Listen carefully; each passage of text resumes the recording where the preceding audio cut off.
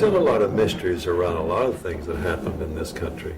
In the night, up came a person who was wearing a cloak, and he had in his hands the Great Seal of the United States. Jefferson, of course, looked at it and said, "This is it."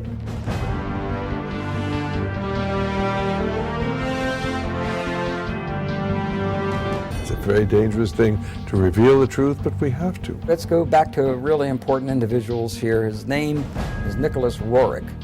The truncated pyramid with the all-seeing eye on the top. Nicholas Roerich is the person who is responsible for that ending up on the dollar bill. Franklin Delano Roosevelt was the President of the United States, and Henry Wallace was the Secretary of Agriculture. Now, Henry Wallace was deeply involved in the occult. Roerich to Wallace to FDR to the dollar bill.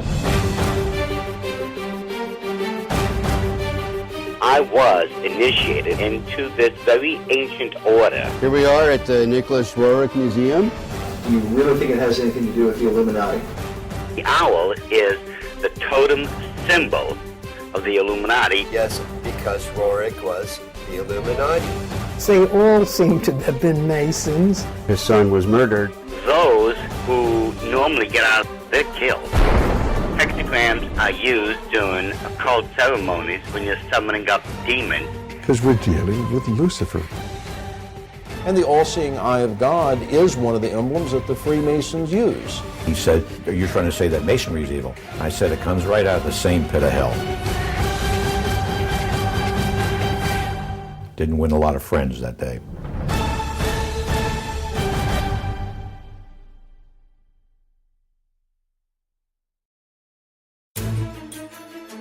Our history of the dollar bill is a strange telling, one that involves an American president, a former vice president, a mysterious Russian mystic, and a determined Jewish researcher, on the trail of an ancient artifact that is said to have been in the possession of the most powerful rulers in history, and somehow directly influenced the design of the dollar bill.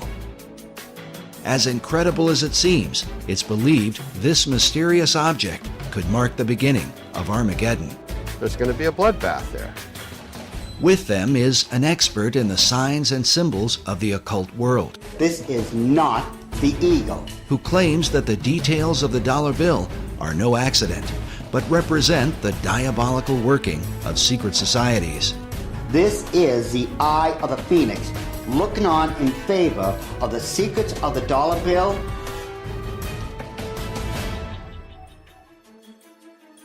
Most debates about the design of the dollar bill usually involve the founding fathers of America, but it's important to remember that they only designed a Great Seal. There are many details to the dollar bill that go far beyond the seal itself. The Great Seal was developed through 3 committees, involving a total of 14 men. But in the end, the work was submitted in June of 1782 by essentially one man, Charles Thomson. What is little known is that while Thomson presented a preliminary sketch, his final design was submitted to Congress only in the form of a written description. Looking at the rough drawings Thomson put together with artist William Barton, it becomes clear that many of the specific details of the seal, as we know it today, were added later on. For example, above the head of the American eagle are 13 stars that form a 6-pointed hexagram. While Thomson's description called for the 13 stars, their hexagram formation was not part of his original description and is not present in the earliest realizations of the design. The hexagram seems to have been added in the 20th century. The nature of the Great Seal is so mysterious that some believe that it came from a supernatural force. An account recorded by Dr. Robert Hieronymus in his book, Founding Fathers, Secret Societies, says that the Great Seal was given to Thomas Jefferson by a mysterious cloaked figure. I love that story.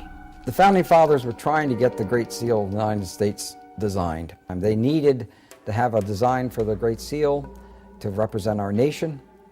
And Jefferson went outside in the night, and up came a person, an individual who was wearing a cloak whom he couldn't totally see, and he had in his hands the Great Seal of the United States. And he basically said, or this being said, you know, you're struggling over the symbol for our nation? Here it is. The account reads that Jefferson told a strange story. A man approached him wearing a black cloak that practically covered him, face and all, and told him that he, the strange visitor, knew they were trying to devise a seal, and that he had a design which was appropriate and meaningful. Jefferson, of course, looked at it, according to this story, and said, this is it. This is it. He knew it was it, and it was right. So he supposedly came running back into whatever, whether it was a tent or whatever it was, and he showed it to other individuals, and he told them about, they met this person outside. Of course, they went outside to go to find the guy, and he's gone.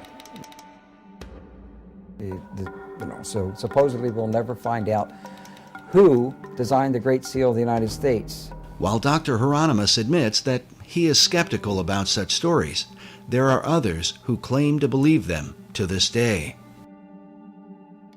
Perhaps it has something to do with John Adams, who was on the first seal committee with Thomas Jefferson. According to the written account, John Adams was there when this bizarre event took place. Oddly enough, the Adams Memorial in Washington, D.C. is adorned with this mysterious cloaked figure. Perhaps it's just a coincidence. The first historical account of the Great Seal's design was written by a 19th century American Army officer named Charles A.L. Totten. In his book on the secret symbols of the dollar bill, Masonic author David Oveson writes that Totten equated the birth of the United States with the beginnings of what he called the New Atlantis, a title given to a work by Sir Francis Bacon, one of the mysterious financial backers of the Virginia colony. Oveson goes on to write that the Great Seal and the dollar bill represent the most extraordinary example in history of the public evolution of a magical design. Even as Sir Francis Bacon and his contemporary, Dr. John Dee, were said to be in contact with the spirit realm, there are those who believe that it is this dimension that has been guiding the course of America and the so-called evolution of the dollar bill.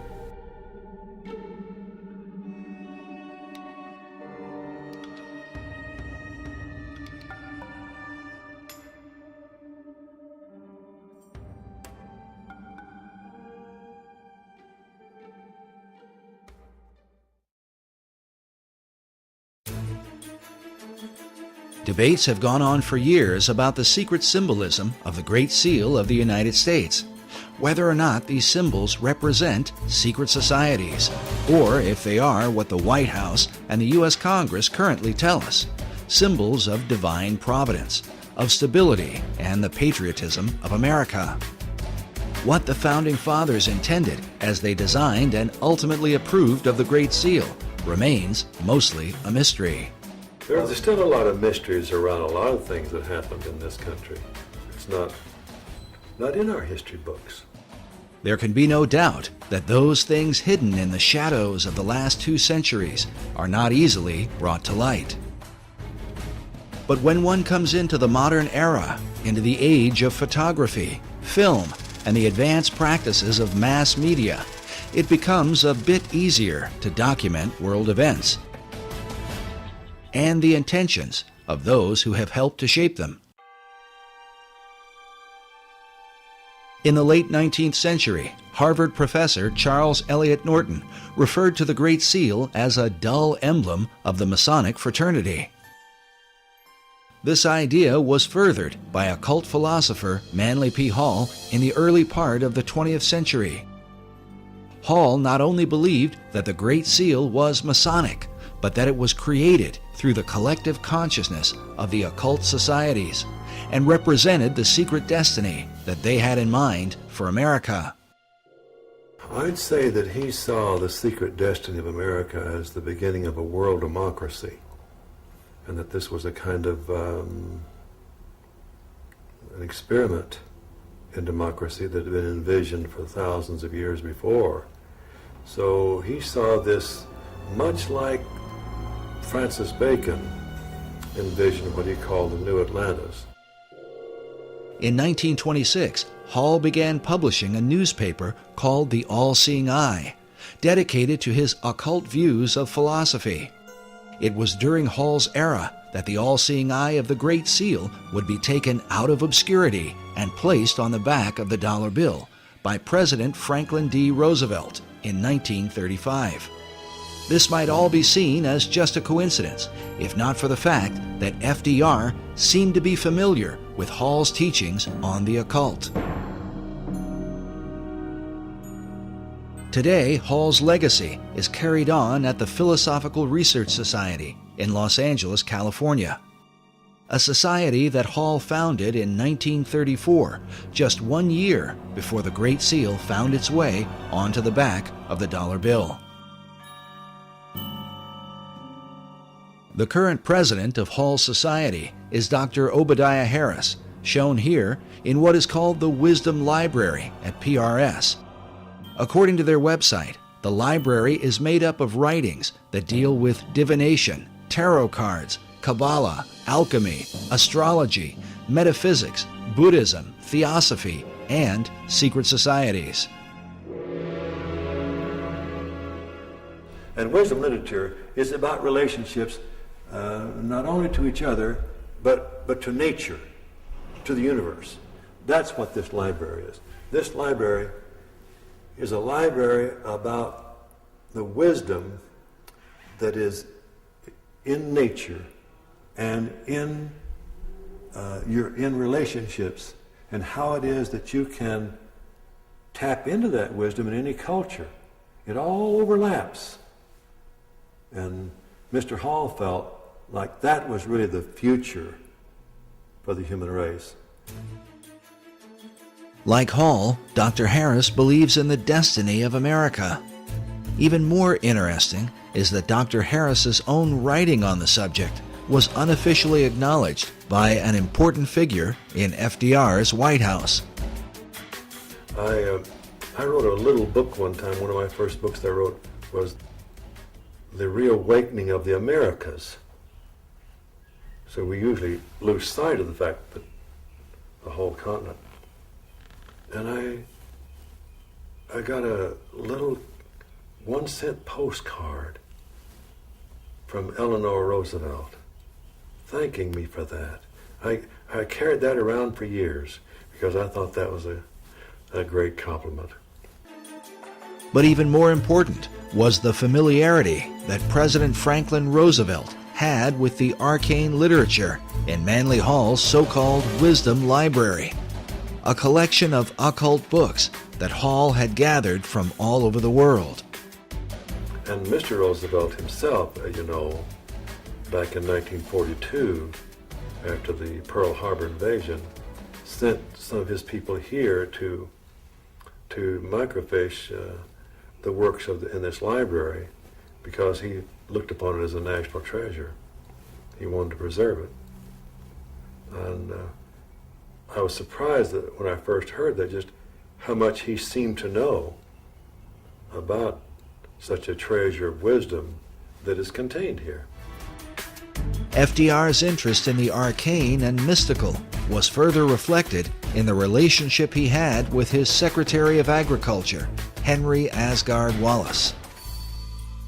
And so it was then in 1935 when Franklin Delano Roosevelt was the President of the United States, and Henry Wallace was the Secretary of Agriculture. Now, Henry Wallace was deeply involved in the occult.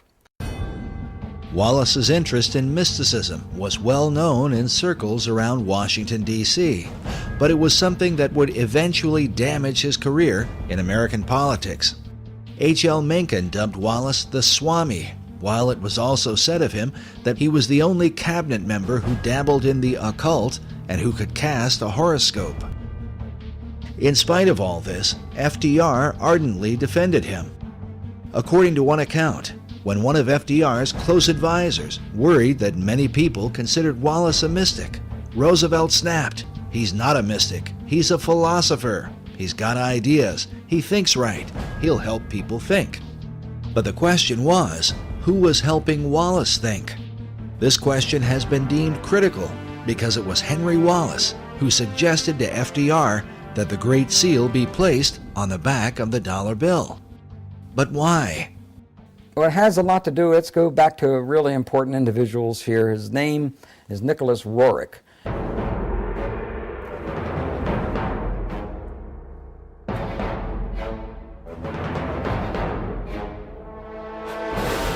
And Nicholas Roerich was a very advanced spiritual soul with considerable vision. Nicholas Roerich was also a Rosicrucian. He was also a member of other secret societies. Roerich was a Russian painter and mystic who was deeply involved in theosophy and the teachings of Madame H.P. Blavatsky. He is famous for his travels into Tibet and the Far East in search of the legendary kingdom of Shambhala. But what was his relationship to FDR's Secretary of Agriculture? I believe that Nicholas Roerich was a spiritual teacher, not a supreme spiritual teacher, but was a teacher of Henry Asgard Wallace. Roerich was considered not only a teacher, but a spiritual mentor and guru to Henry Wallace. It's believed that Wallace recommended the Great Seal to FDR because of the mystical influence Roerich held over him. The dollar bill was approved with the all-seeing eye and the truncated pyramid with the all-seeing eye on the top of the because of Nicholas Roerich. In the book, Tournament of Shadows, the authors document much of the activities and influence of Roerich during this period. They write that Roerich's influence was suspected in the adornment of the $1 bill, with a verso of the Great Seal showing a pyramid crowned by an all-seeing eye. The story of Wallace's role with FDR is told by the State Department in an official history called The Eagle and the Shield, a history of the Great Seal of the United States. Henry Wallace, while sitting in the State Department, found a booklet on the Great Seal of the United States.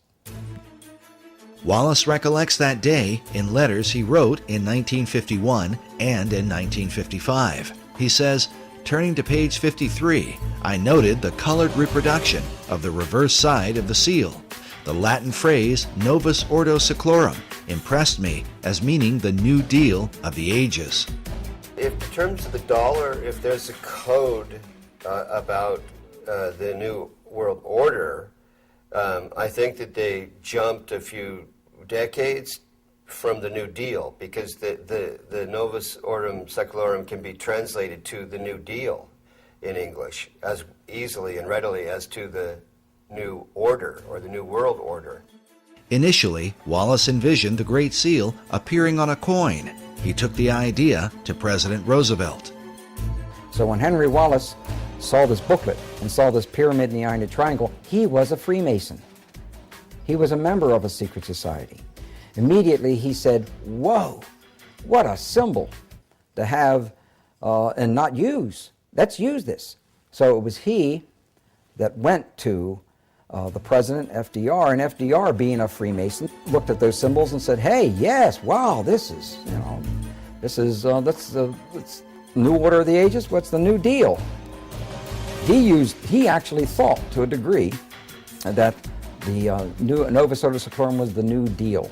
Wallace wrote that Roosevelt, as he looked at the colored reproduction of the seal, was first struck with the all-seeing eye, a Masonic representation of the great architect of the universe. Next, he was impressed with the idea that the foundation for the New Order of the Ages had been laid in 1776, but that it would be completed only under the eye of the great architect. Roosevelt, like myself, was a 32nd degree Mason.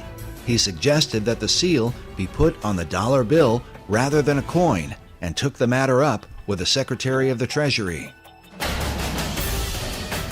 The Secretary of the Treasury at the time was Henry Morgenthau.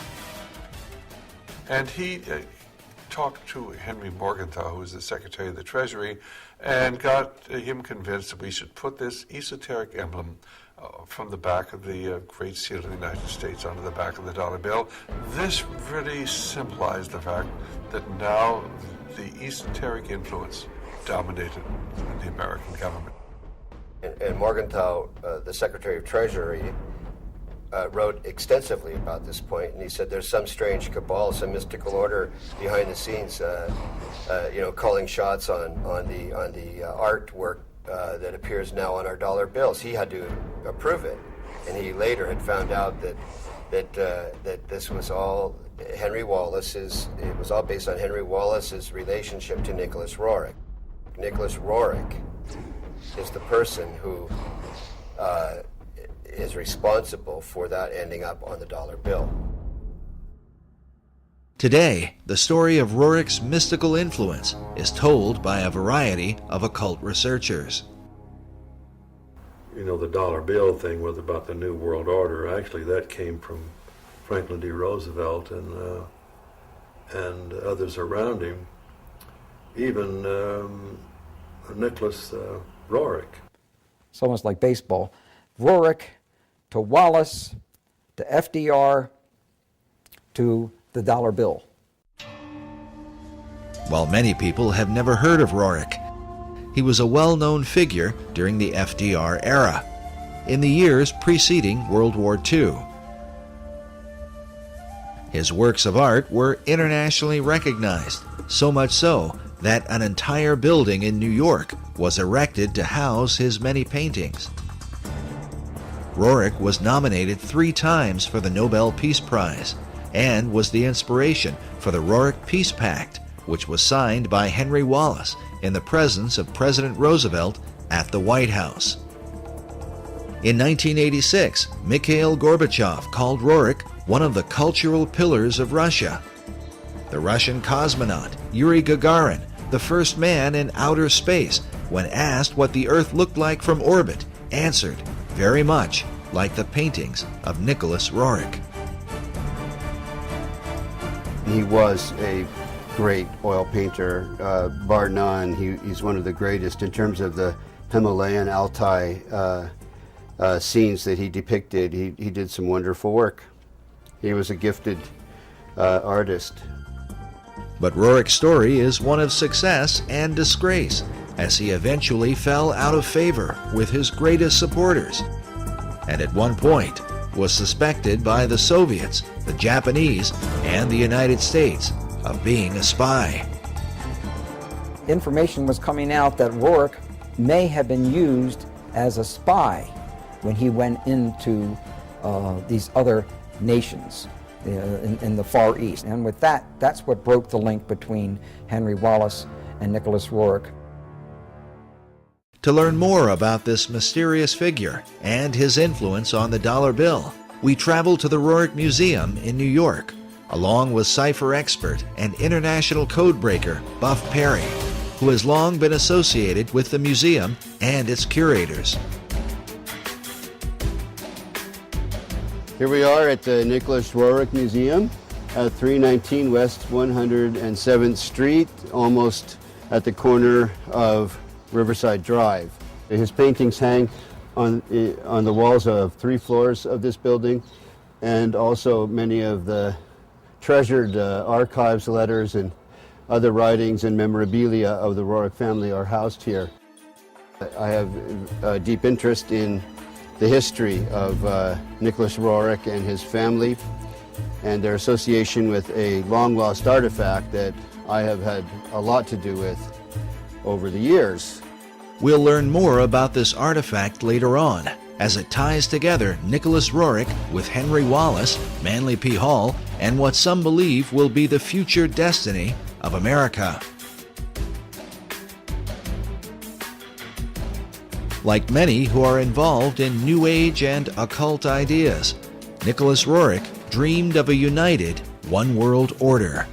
Nicholas Roerich is seen as one of the key individuals, historical individuals, that had a lot to do with the development of the League of Nations and subsequently the United Nations, and is recognized as such in the United Nations building. I'm told, I haven't seen such commemoration, but I'm told it's there. And the history of the United Nations is often characterized in association with Nicholas Roerich's global peace efforts. Roerich's dream was shared by his disciple, Henry Wallace, as demonstrated by the book Henry A. Wallace, His Search for a New World Order.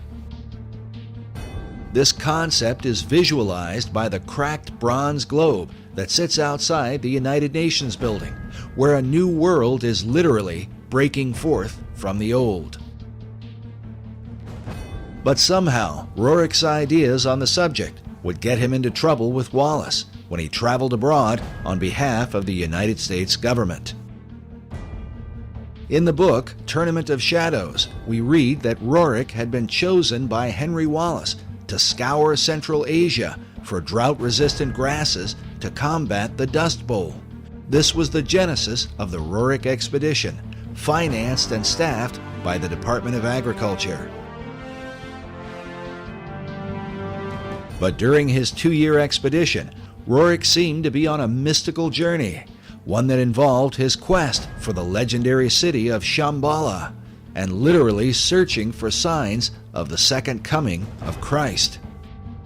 Nicholas Roerich's idea was that the second coming of Christ may happen within years, and that's why he visited India, China, etc., and Russia, and digging up and trying to locate spiritual centers and spiritual information along those lines. Authors Meyer and Bryzak write that the search for Shambhala, which he identified with the second coming of Christ, and the Maitreya, or Buddha to come, obsessed Roerich. His paintings and writings thereafter conjured up his vision of a new age of peace, brotherhood, and enlightenment. But Roerich's concept of Christ, shown here in one of his paintings, was dramatically different from that of traditional Christianity. Both Roerich and Wallace were members of the Theosophical Society that was founded by Madame H.P. Blavatsky in the late 19th century. Blavatsky's view of religion can be summed up in her book, The Secret Doctrine. She makes use of the phrase, demon est deus inversus, which means the devil is God inverted. Her view was based on the ancient Gnostic belief that in the Garden of Eden, the serpent who tempted the woman was really an angel of light, and that God, who had created Adam and Eve, was really the devil. The reason is because God had forbidden man from partaking of the tree of knowledge, or gnosis. This is the origin of the term Gnostic, or Gnosticism. Blavatsky further argued that Jesus was only one Messiah among many, like Buddha, Krishna, and Muhammad, and that the fifth Buddha, also called the Maitreya, is the last Messiah who will come. She says he will appear as Maitreya Buddha, the last of the avatars, or way-showers. This belief and expectation are universal throughout the East. This is the event that is said to have consumed Nicholas Roerich, and that he would have taught to his devoted disciple, Henry Wallace. The proof of their bizarre relationship was more fully revealed in a series of letters penned by Wallace to Nicholas Roerich. Newsweek with Westbrook Pegler and others made a very big story out of what they called the Guru letters, the letters that Henry Wallace would send to Nicholas Roerich, which obviously he considered him a spiritual teacher from that standpoint.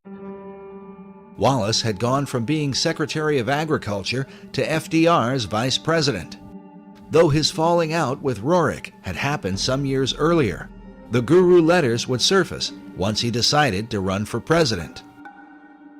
They had been obtained by cantankerous news columnist Westbrook Pegler through an unidentified source. Pegler, along with H.L. Mencken, questioned Wallace in a news conference about the letters, but he was, at best, evasive and refused to answer their questions in a direct manner. The letters were signed H.A.W., assumed to be Henry Asgard Wallace.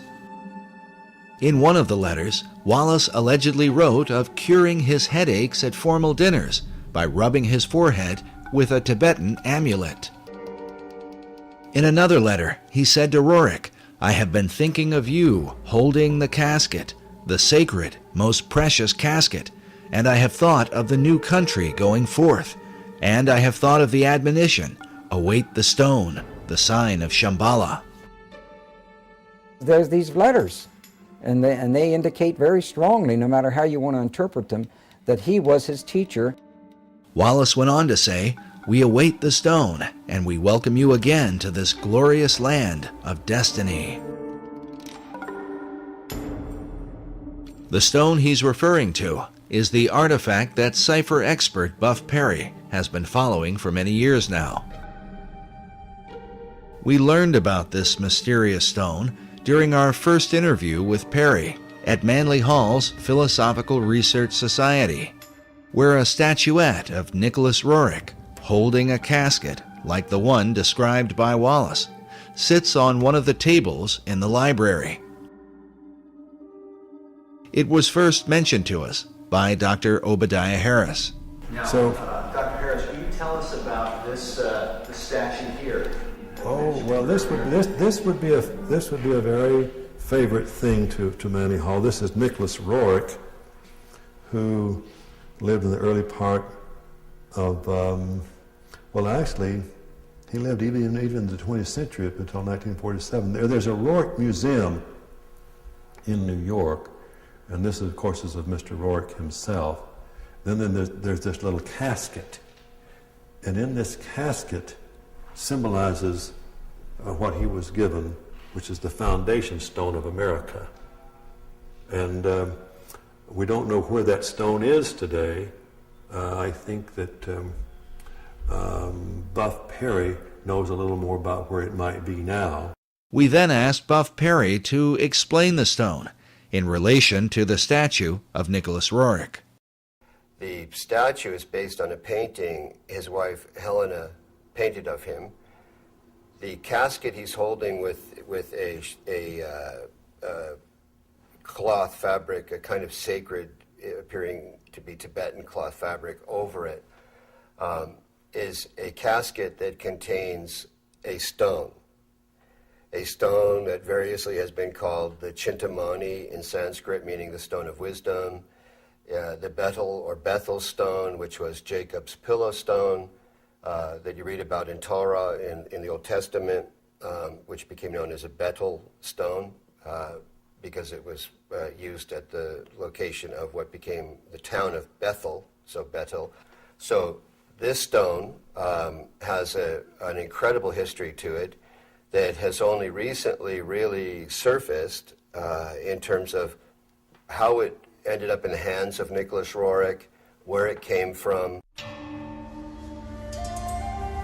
There can be no question that this stone in the casket consumed Roerich through the latter part of his life. His paintings are filled with the repeated imagery of it. And here you have a man delivering that casket up again. It appears in, it seems like almost all of Roerich's paintings. These are supposed to be his family and ascendant masters carrying the Rothenberg casket in which that stone was kept. Roerich called the stone the treasure of the world. Even his wife, Helena, is pictured in this portrait, which hangs in the Roerich Museum, with the casket resting next to her, something she and her husband had received under mysterious circumstances in 1923. Everything changed once they received this. But why would this artifact be of interest to FDR's Vice President, Henry Wallace? And how could it relate to the design of the Great Seal on the dollar bill? As Buff mentioned earlier, the stone is said to be the pillow stone of Jacob, upon which he had his dream of a ladder that stretched from earth to heaven, with the angels of God ascending and descending on it. The ladder itself is a recurring symbol in secret societies, especially Freemasonry. Master Mason Albert Pike wrote extensively of Jacob's ladder in his book Morals and Dogma, and even suggests that Jacob's ladder may in fact have been a pyramid.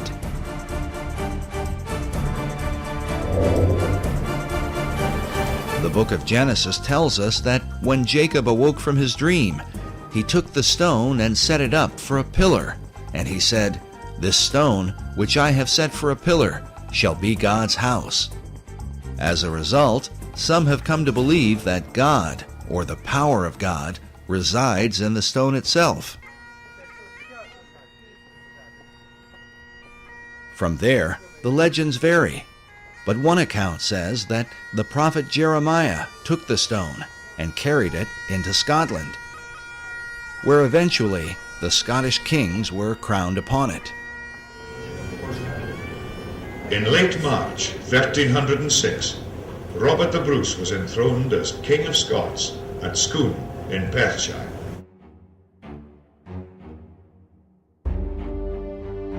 An old Scottish poem says, "Except old seers do feign, and wizard wits be blind, the Scots in place must reign, where they this stone shall find." Eventually, the stone was kept at Scone Palace and was hence called the Stone of Scone. To this day, the Scots also call it the Stone of Destiny. In the year 1296, King Edward I of England captured the stone, and it was taken to Westminster Abbey for the crowning of English monarchs. In this picture, you can see the stone itself in the compartment beneath the coronation chair, a chair that was specifically built to house the Stone of Destiny. The last monarch to be crowned upon it was Queen Elizabeth II in 1953.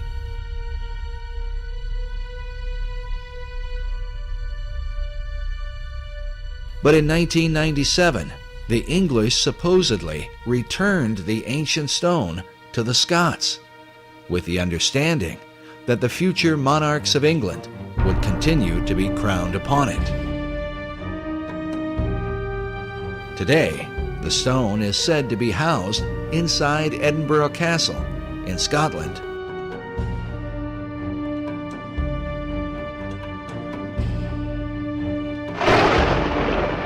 There is even a self-guided tour where visitors can view the Stone of Destiny along with the Honours of Scotland, the crown jewels of Scottish royalty. According to the tour guide we spoke with while there, this is the legendary stone. But if this is true, then how could the stone have ended up inside a casket in the hands of Nicholas Roerich? The answer, given by Buff Perry and others, is that the stone currently at Edinburgh is a fake. The stone of Scone, because the one that's actually in Edinburgh Castle is a fake, and most Scots know it. Because once the English came and stole it once, they were never going to be stolen again. So the one that's actually in the castle is not real. Others, like Alex Salmond, the First Minister of Scotland, claim that the stone taken by the English king in 1296 was a fake, and that the real stone was somehow hidden away secretly by the Scots. Exactly where the real Stone of Destiny is today, and how it may have changed hands over the centuries, continues to be a matter of debate. Nevertheless, its importance is recognized by nearly all occult societies in the world today. It is the foundation stone of all history. It's also called the Philosopher's Stone. It has met the lapis exilis in the Grail literature cycles that came out of Chrétien de Troyes and Wolfram von Eschenbach.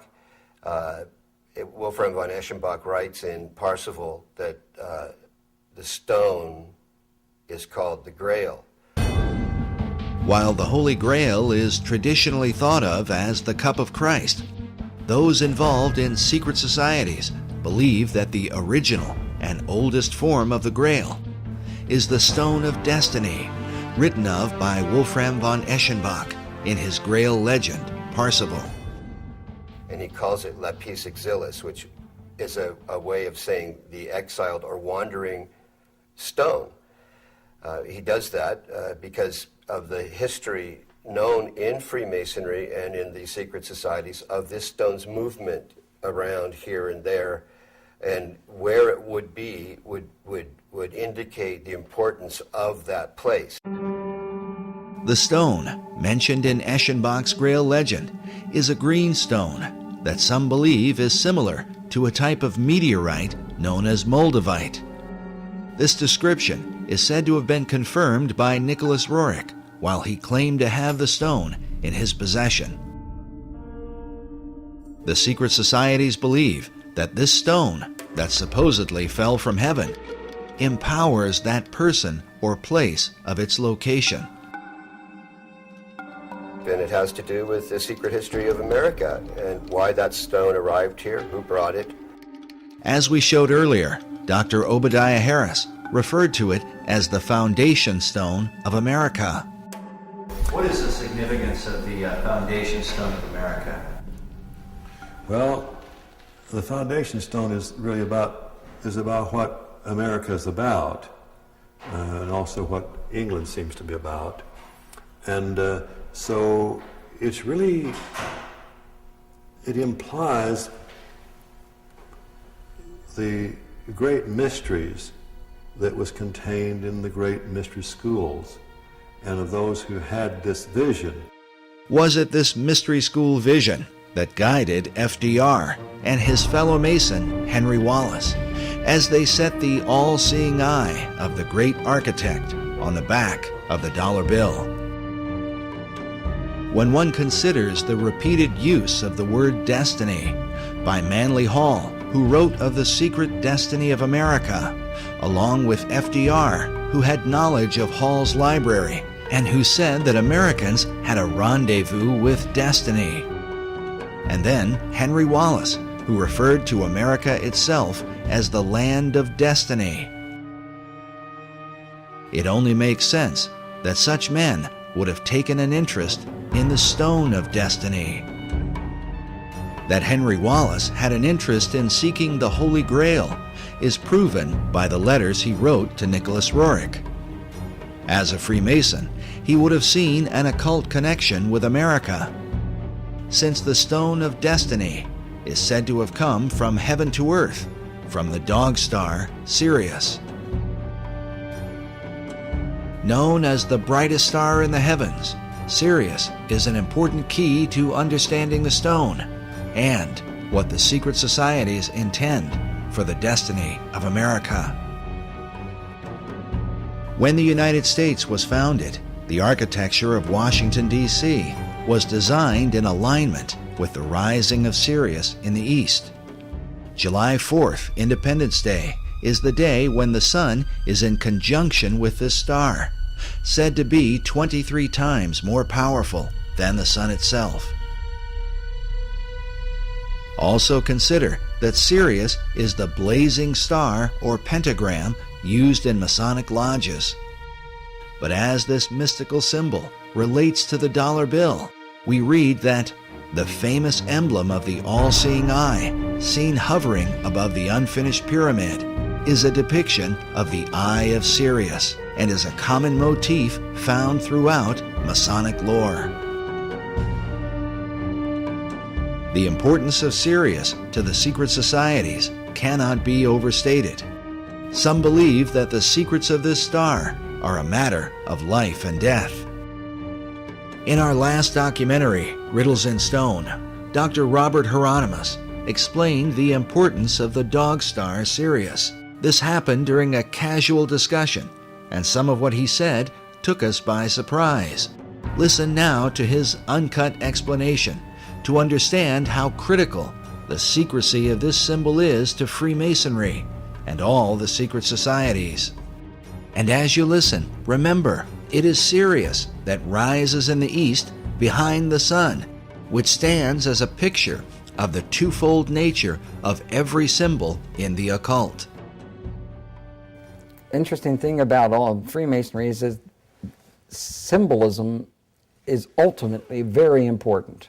They don't put a lodge in the east because it's a nice place and it looks good. They put it in the east. The masters have put it in the east, so because it's the rising sun. It's the rising sun. You're catching the energies of the light, right. and to them, they didn't believe that the sun was God. All right, like we're told, the ancient Egyptians, we're told all the time that they thought the sun was God. Well, to simplify it, do I have time to tell them this part? Yeah. Oh, yeah. Okay. All right. As with all secret societies, you have levels, and if you're on the lower levels, you don't even know they're upper levels. They don't even tell you. Right. You bump into it by accident, or someone comes along. Now, in Scottish Rite, that's something different, because they know that there's a. But before then, and basically secret societies, such as let's go to ancient Egypt. To the ancient Egyptians, the priest would tell the serfs, the guys that tilled the land, they would say, the sun is God. Okay? And so they accepted that very low-level interpretation, all physical. That's not what the priests believed. What the priests believed, there was a second level.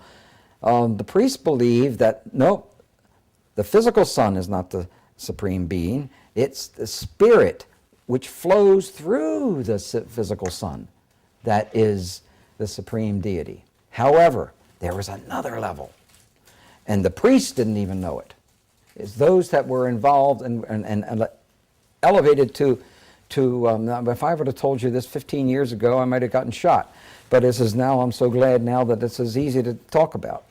The third level, which is a higher level of understanding, said, nope, it's not, that's not the sun. The sun is not the supreme deity. Nope, yes, spiritual energies come through the sun. That's not what we're talking about. What we're talking about is the star Sirius. The dog star. The dog star, because the dog star was everything to the ancient Egyptians, with the rising of the Nile and the feeding of the people, and so. Overton says that Washington D.C. was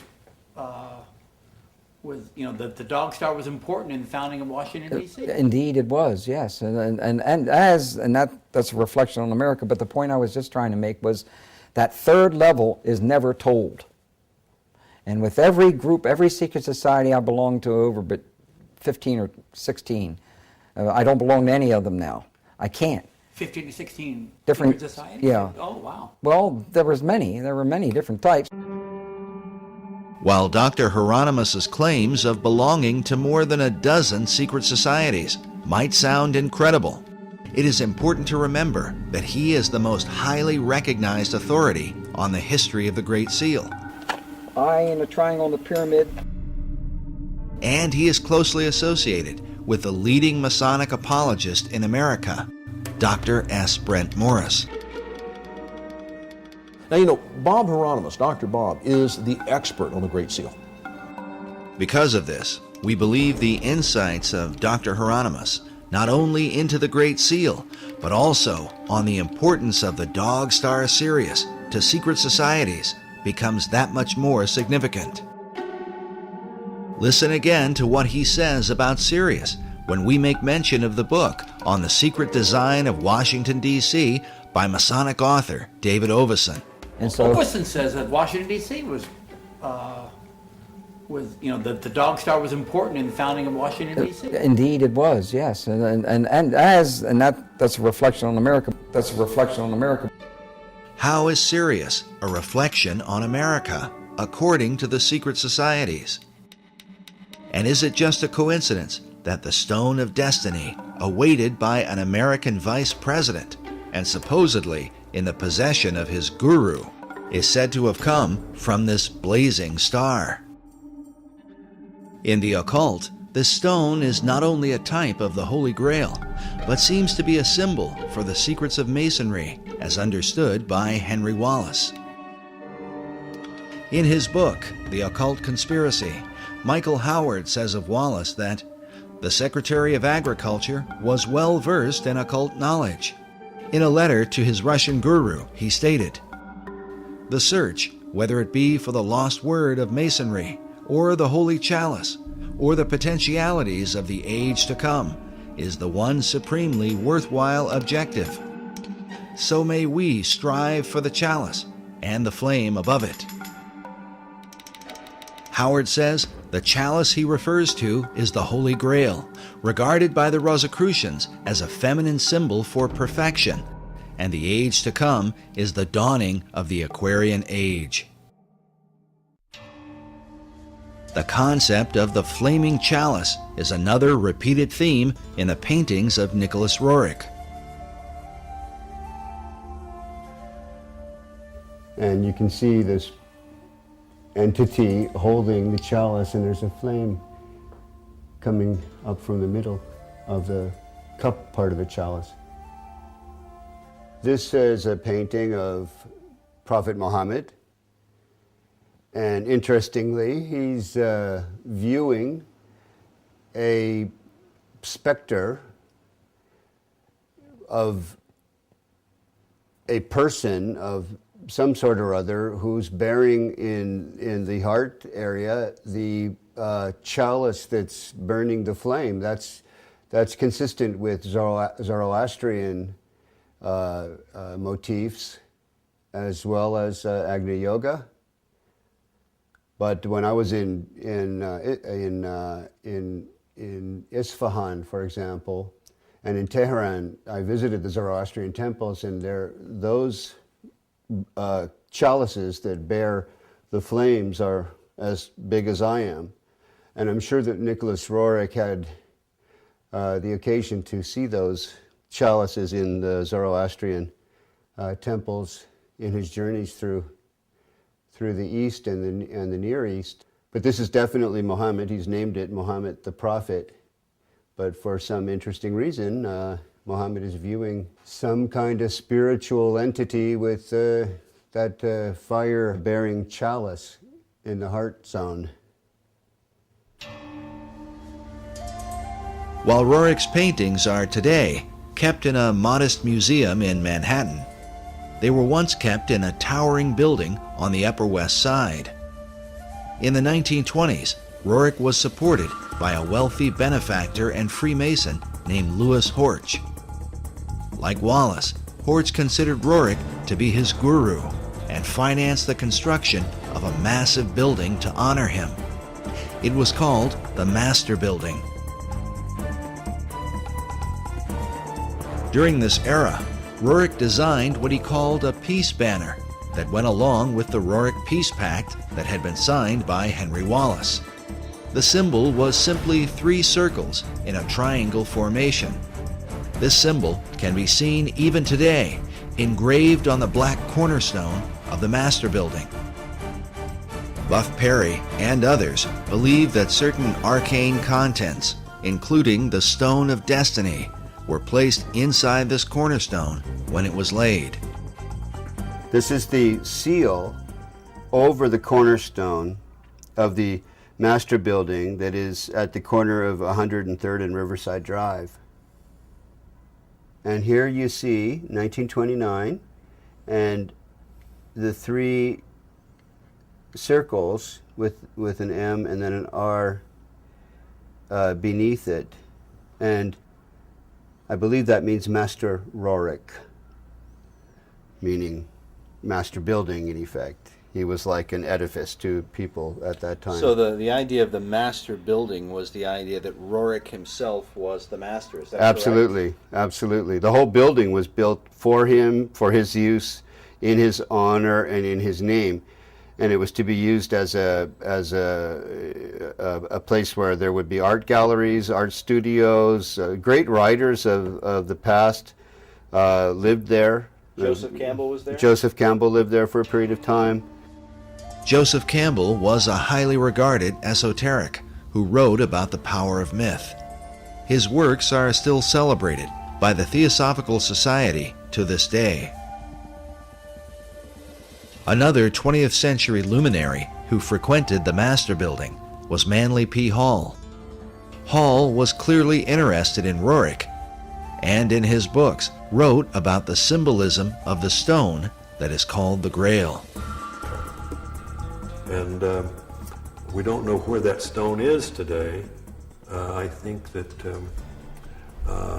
Buff Perry knows a little more about where it might be now, but some believe it's in the foundation stone of the Roerich Building, the Roerich Museum there in New York. Mr. Hall used to go to the Roerich Museum in his early days, just after he had written the big book called The Secret Teachings of All Ages, because there in the penthouse of the Roerich Building met the very elite, the esoteric elite you might say, who were really into not only the mysteries of the great world religions, but also the mysteries that many people don't know that was part of the motivation in the founding of our own country. While the Master Building today is used mainly for apartment living, the penthouse, located in the upper levels, is still there. Is it possible that Henry Wallace could have been one of those esoteric elite who met there with men like Manly Hall? There is at least one record of his meeting with Nicholas Roerich at the Master Building.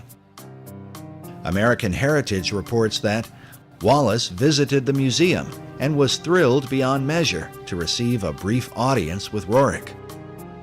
He found the artist's appearance, demeanor, and plans to promote culture and peace extremely impressive.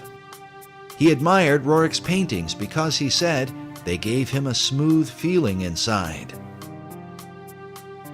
The article goes on to say that Wallace avidly read the painter's writings and frequently communicated with the officials of the Roerich Museum. Whether FDR himself ever attended the penthouse meetings is unknown, but it is reported that the president's mother was an admirer of Roerich, and Roosevelt himself had once met and been favorably impressed by the artist. It is also worth noting that in 1932, First Lady-elect Eleanor Roosevelt gave a lecture at the Roerich Museum Lecture Hall.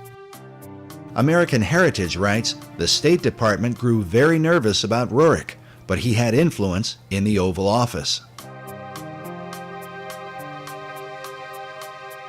With such connections, is it possible that inside the mysterious penthouse at the upper level of the Master Building, the so-called esoteric elite decided on the design for America's dollar bill? Remember that the Master Building was finished in 1929. The Great Seal was not placed on America's currency until 6 years later, in 1935. All of the players in this drama were involved in Masonry, including the Secretary of Treasury, Henry Morgenthau. When Morgenthau, the Secretary of the Treasury, regretted having placed the all-seeing eye on the verso of the American dollar bill, he made reference to a small Kabbalistic group that used that symbol in their ceremonies, and because of that regretted that that symbol ever would have made it onto the dollar bill, which to me is rather peculiar because Masons for centuries had already used that all-seeing eye in their lodges, in their literature, and in all means and manner of expression. Perry's suggestion is that while Morgenthau, as a Mason, might not object to a Masonic symbol, he was concerned about the influence of what appeared to be a personality cult surrounding Nicholas Roerich. He was a little embarrassed that perhaps all of the information got out that Nicholas Roerich, the guru, would have been instrumental in seeing to it that that symbol ended up on the dollar bill. We took a trip to the Master Building and met with the building's historiographer, Mildred Spicer. She lives inside one of the apartments with a view through the right-angled windows that are famous for being the first of their kind. Whether or not they were intended to represent the Pythagorean right triangle, a favorite symbol among Masons, is for the viewer to decide. Rorick's idea was to have that Mason symbol put on the dollar bill, so every resident in the U.S. is connected to Rorick through the dollar bill. While we were there, Mildred confirmed that Rorick's chief financial supporter, Louis Horch, was in fact a 33rd degree Freemason. And that was given, sent to me by Oriole. Her father was Louis Horch, and she and her mother, Nettie Horch, were very involved with the museum. And during this time, they were caught up in the mysticism of Rorick. And those who were part of Rorick's inner circle were invited to the highest level. With Mildred's help, we were able to make our way up the elevators and then the many stairs to the much talked about penthouse, which some have called a kind of temple or meditation room.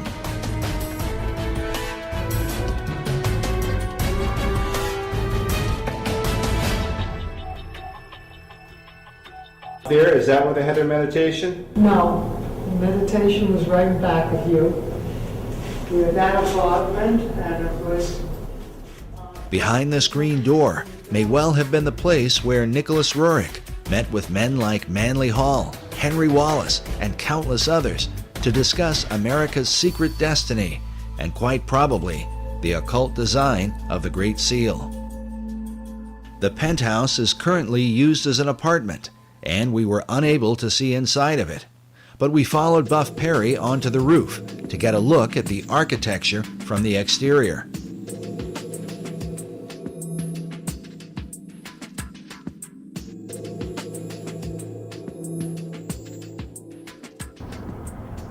We're at the very top of the master building, and behind you is the river, and in front of you is the outside walling of the meditation room or temple or whatever one wants to call it, the chapel that Roerich had constructed for his private spiritual purposes.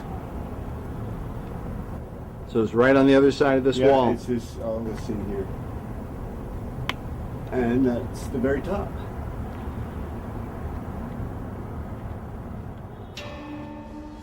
The staggered layers at the top of the penthouse seem to bear some resemblance to one of Roerich's paintings titled Arhat. In Buddhism, Arhat is the highest level of enlightenment, said to be the ultimate goal of nirvana. In Roerich's painting, notice the image of the Buddhist figure sitting inside the staggered stones, perhaps a symbol for the enlightened esoteric elite in the meditation room.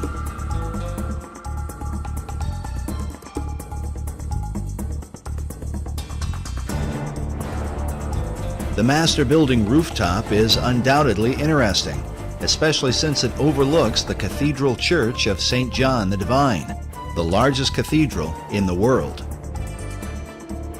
where many of the occult concepts of America all seem to come together. What's interesting is that much of the cathedral was being built during FDR's administration.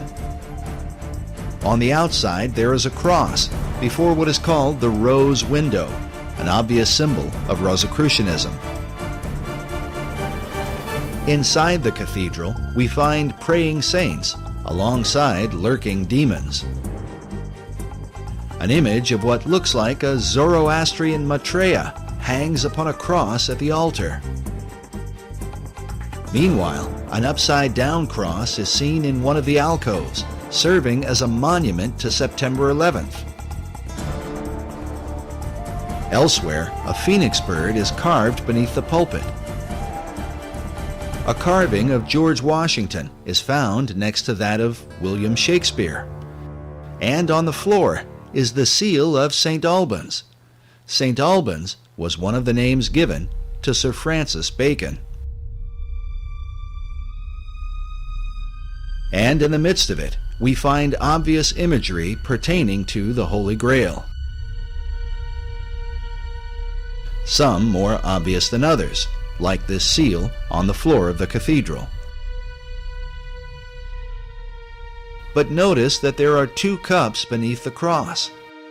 Could this be suggestive of the two grail concept put forth by Wolfram von Eschenbach and others, who believe that the grail is both the cup of Christ and the stone of destiny? It is worth noting that Grail legends were of great importance during the time of FDR and the whole World War II generation. Not only in America, but in Europe, Richard Wagner based his famous opera, Parsifal, on the writings of Wolfram von Eschenbach.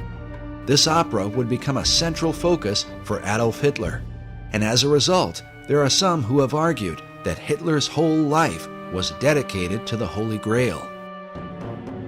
Occult historian Tracy Twyman writes of what Hitler and other occultists believed about the Grail, that it dates long before the time of Christ, all the way back to ancient Atlantis. She writes that just as Hermes possessed a magic stone, which has been associated with the Holy Grail, Hercules also possessed a heavenly stone and a special cup that he carried it in. According to Plato's dialogue, the Pillars of Hercules were the gateway to Atlantis. This may be why Sir Francis Bacon used these same pillars as a symbol for achieving greater knowledge. Oddly enough, about the same time the Masons were finishing the work on the master building, Nicholas Roerich finished this painting titled The Last of Atlantis. Which brings us back to the greater mystery of the Roerich building and what may be the secret key to understanding the dollar bill. But first, how did the Stone of Destiny come into the possession of Nicholas Roerich? The receiving of this stone in the Rothenburg casket was very mysterious. Nobody's completely certain who sent it to him, but he and his wife Helena were in Paris in 1923 in an exquisite suite when all of a sudden this was delivered. And it was delivered in this box, and the box says 5 Place Vendôme, and that's 5 Vendôme Place, which was where they were staying, and it was sent from Bankers Trust,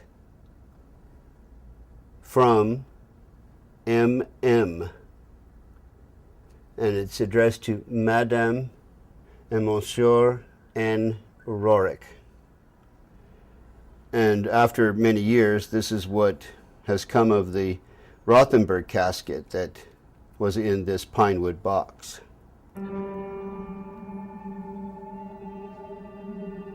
But why would this artifact have been delivered to Nicholas Roerich? And could it have really ended up inside the cornerstone of the master building, as Buff Perry and others believe? When it was mysteriously delivered to Nicholas Roerich in 1923, he carries it around. He ends up going to India with it. By 1929, he's had this huge building, a 29-story Art Deco building built for him in New York City by Louis Horch, an investment banker, with a cornerstone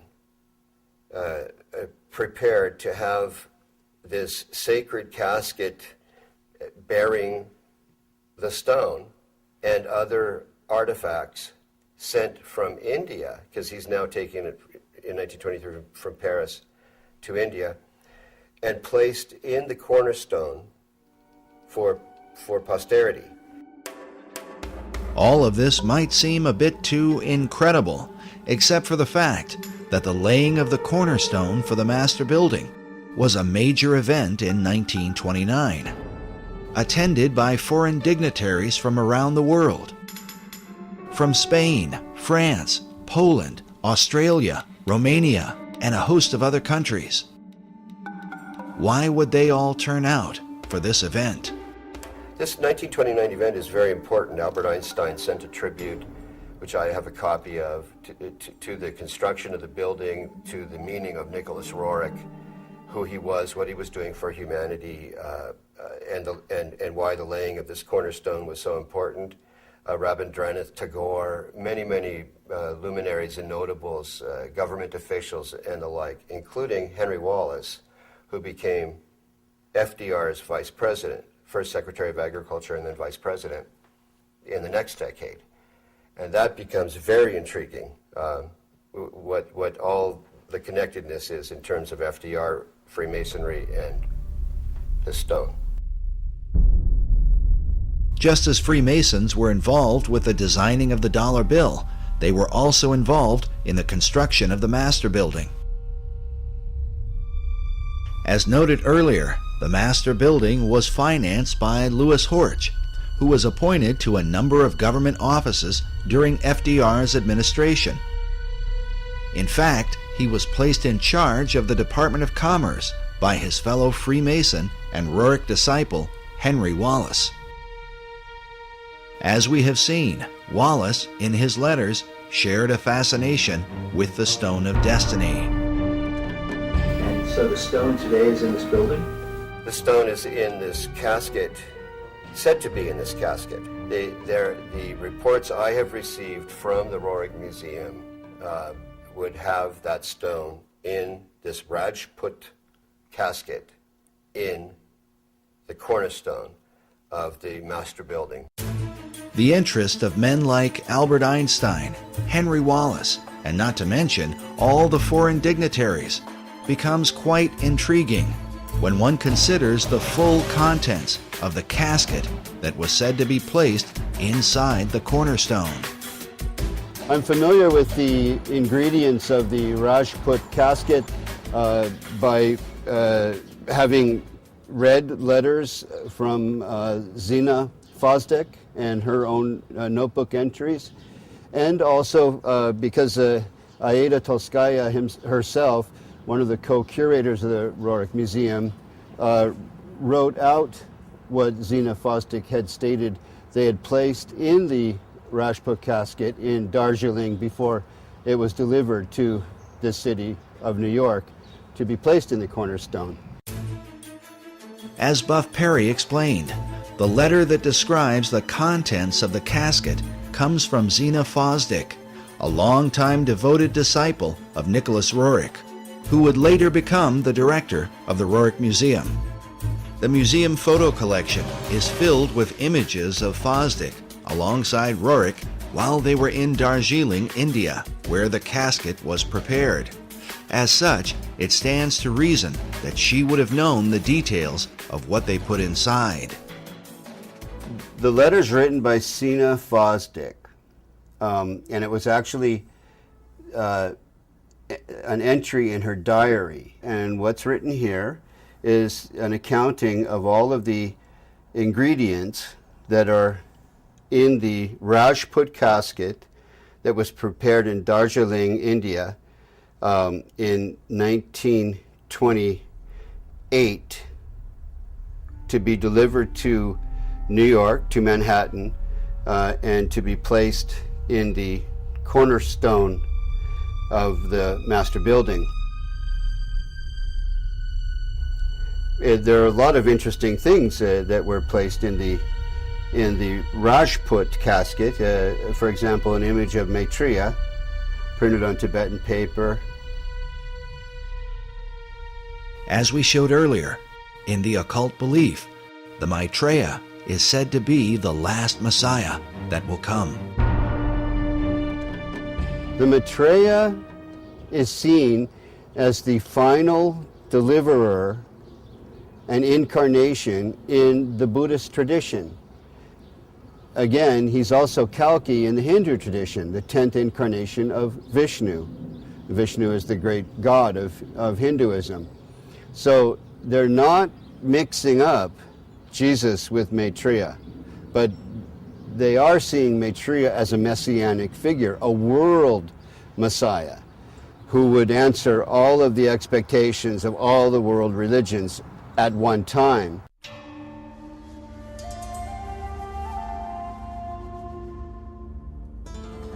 The reason Roerich would not mix up Jesus with Maitreya is because of the New Age belief that Maitreya is the true Christ, while Jesus was only his disciple.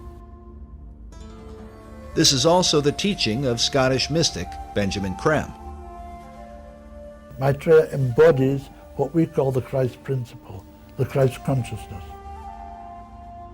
And 2,000 years ago, he overshadowed his disciple, Jesus. Jesus was not the Christ, except for 3 years. Over these 3 years, from the baptism to the crucifixion, Jesus was overshadowed by Maitreya. And when he spoke, sometimes it was Maitreya speaking, sometimes it was Jesus. We featured Creme in our last documentary, Riddles in Stone. He is the founder of Share International and has been declaring for more than 30 years that Maitreya would be arriving soon. Maitreya is standing by, ready to come into the world at any moment. When we spoke with Creme in 2006, he had just come from speaking to the United Nations. While I was in New York, I gave a talk at the United Nations, and there was a large group of New York theosophists. A certain number from outside the United Nations were allowed to come to the talk, and they were very responsive, very responsive. These theosophists are modern members of the Theosophical Society, of which both Nicholas Roerich and Henry Wallace were members. Other famous members included Thomas Edison and Mahatma Gandhi, as well as Gandhi's close friend Jawaharlal Nehru, the first Prime Minister of India. Also pictured here, beside Nicholas Roerich. But in addition to the image of Maitreya, what were the rest of the contents buried inside the cornerstone of the master building? A portrait of M.M. This, I believe, is Master Moriah. Master Moriah was one of the names given to a spirit that is said to have inspired Madame H.P. Blavatsky. Roerich's wife, Helena, claimed that the same spirit was in contact with her and inspired her writings. It's Master Moriah, who is actually Helena Roerich, channeling this entity, if I can put it that way. One of her books was titled On Eastern Crossroads, in which she wrote extensively about the stone in her husband's possession, calling it the Serpent Stone, and saying, "The stone cometh, and it is a most grievous error to deny the stone." In fact, the quote from one of Henry Wallace's Guru letters about the new country that goes forth and the admonition to await the stone comes directly from this book. Nicholas Roerich tended more to write about, sort of physical reality and the adventures in the Himalayan mountains, in the Altai region toward the Himalayan mountains, where his wife, Helena, wrote about the channeling and the esoterica, the theosophical kind of side of things. While Roerich's writings may have dealt with reality, his paintings were anything but. Dedicated to universal archetypes, and with them, the promise of a sacred treasure. That brings us to the third, and perhaps most important item, placed inside the cornerstone of the master building. They're all people who had varying kinds of relations with Nicholas Roerich. They were channelers, they were followers. But to me, personally, greatest interest is this side statement that Aida Tolskaya, who is also one of the curators of the Roerich Museum, wrote. Sina omits a piece of the stone that was placed in the casket. This goes back to that famous stone that the Roriks became a cause célèbre because of, and many other people wrote about later.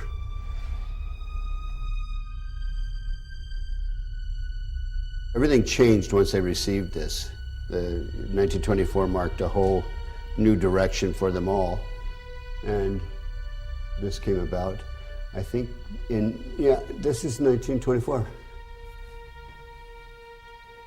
You'll see the casket here is the same casket there.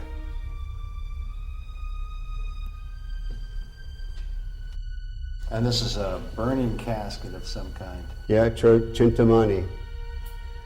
Chintamani is a Sanskrit term that means a stone of wisdom, that he calls the treasure of the world. And that's how he depicted the treasure of the world, the ultimate treasure of the world. It seems only appropriate that this treasure hunt would take us back to Manly Hall's society in Los Angeles, and in particular to one of the graduates there from the University of Philosophical Research, a Freemason named Gavin Wentz. On his website, he quotes a curious passage from Eschenbach's Grail legend with a clear reference to the Knights Templar. The passage reads, "Wherever these Templars receive victory or defeat, I will tell you by what they live. They live with a stone. If you do not know it by name, I will name it for you. It is called Lapsit Exilis. The stone is also called the Grail." Eschenbach's reference to the Knights Templar is curious. During the same period that he wrote his Grail legend, the Templar Church of Garway, England was built. Inside, we find mysterious symbols carved above what appears to be the outline of a man. These carvings are said to be a depiction of the Holy Grail, the chalice shown here. In the midst of it is a traditional Catholic host with a cross in the center. But inside the chalice, just beneath the host, is what appears to be a truncated pyramid. Which brings us back to Gavin Wentz, who produced an award-winning documentary which he titled Lapis Exilis, based on a variant spelling of the Grail name given by von Eschenbach. This slight alteration to the original name had been recorded in the diary of Nicholas Roerich. And it seems to be a contraction of several words in the Eschenbach example, but clearly in Roerich's example, Lapis Exilis means the exiled stone, or the wandering stone, or the stone that comes in from somewhere else. The word lapis is simply Latin for the stone. But how was this stone envisioned by Roerich and his disciple Henry Wallace? Roerich described the stone as a type of moldavite, the meteoric stone of green or emerald color. This would seem to fit with the description given by von Eschenbach in the 12th century. On his website, dedicated to the stone's history, Freemason Gavin Wentz came to this conclusion about just what Nicholas Roerich envisioned as Lapis Exilis, the stone they call the Grail.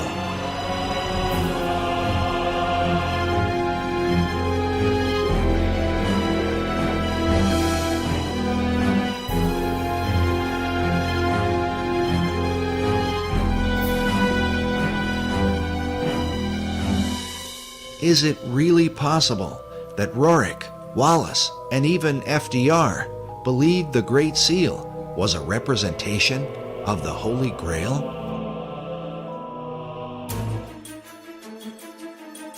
And if so, then, as the treasure of the world, would this explain why the US dollar has been used from the time of FDR onward to send financial aid to nearly all the countries of the earth for the establishment of a global society? During his 2008 presidential campaign, Barack Obama was criticized for wanting to spread the wealth. But in reality, the redistribution of wealth, a socialist tenet, is a practice that the United States has engaged in at a global level for more than half a century, beginning in the aftermath of World War II. We want peace and prosperity for the world as a whole. The United States now is conducting a new kind of foreign aid program. Aid not for destroyed industrial nations, but for developing countries with limited knowledge of modern technology.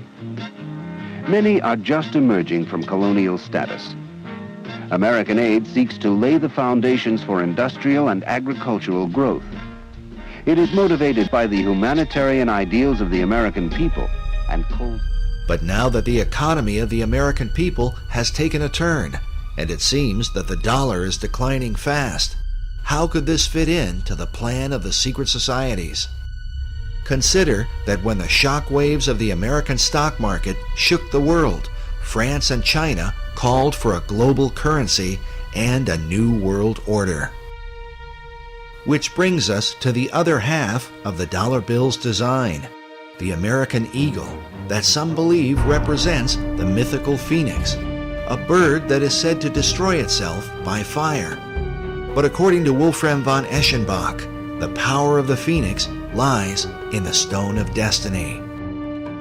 In Parsifal, he writes, "By virtue of this stone, the phoenix is burned to ashes, in which she is reborn.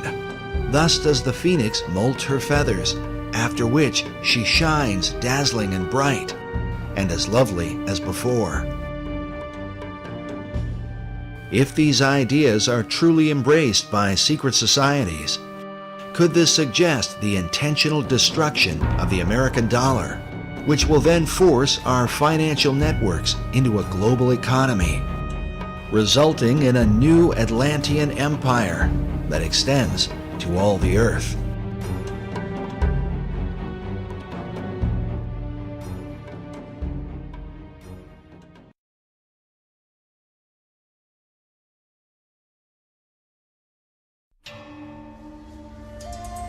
As Buff Perry mentioned earlier, the stone is also called the Chintamani stone. As a symbol, the stone unites the occult traditions of both Eastern and Western mysticism. One thing is certain, those who practice the occult believe this artifact is the key to achieving the great work of all secret societies. Mark Amaru Pinkham is the co-director of a group called the International Order of Gnostic Templars. In his article titled Nicholas Roerich and the Chintamani Stone, a Holy Grail from Sirius, he writes that data regarding the Chintamani Stone maintains that it was brought to Earth by Syrian missionaries to eventually help precipitate a one-world civilization.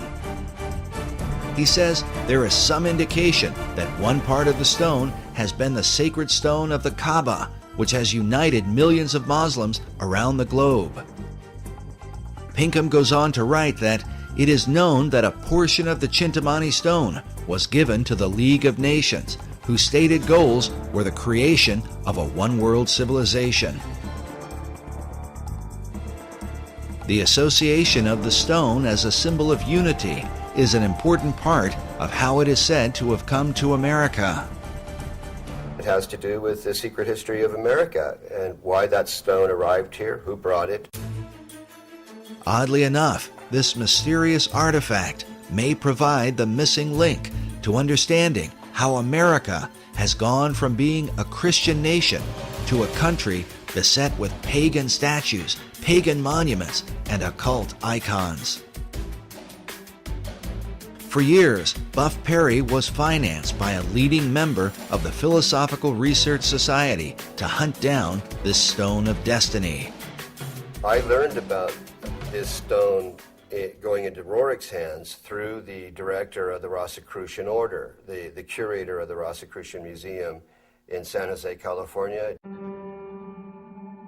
The whole concept of the stone as the Holy Grail represents the so-called perfecting of mankind. This is the theme of Rosicrucianism and Freemasonry. As Manly Hall writes, to the mystic, the stone is divine power, an ancient symbol of the perfected and regenerated man, whose divine nature shines forth. After years of research, Buff Perry now believes the stone was brought to America by secret societies from Scotland in the years preceding the American Revolution. For them, the stone was to empower the foundation of a new republic. Why is it called the foundation stone for America? The foundation stone for America because it was brought here by the Jacobites who had been arrested at Preston in 1715 in their attempt to overthrow the kings. The kings in question are the line of English kings who succeeded King James II, who was deposed from his throne in 1688 and succeeded by William of Orange. But the supporters of James rebelled against the deposing of their favored monarch. They were called Jacobites, a name derived from Jacobus, the Latin version of James. In short, the Jacobites were mostly Scottish Highlanders, who were determined to restore James and the House of Stuart to the English throne. But the reason King James II was deposed presents a powerful clue as to why America has been steadily transformed into a cornucopia of pagan and occult philosophies. King James had proclaimed that Jews and Presbyterians and Quakers and Catholics and even Ottomans should be embraced by the Church of England. That's why he was deposed. So the subsequent formation of this Jacobite revolutionary social order was in reaction to his deposition and in support of his embrace of Jews, Presbyterians, Quakers, Catholics, and Ottoman Muslims. Since the Protestant English rejected James' ecumenical ideas and also feared that the hand of Rome was somehow involved, the Scottish Jacobites engaged in a series of rebellions against the new line of English kings.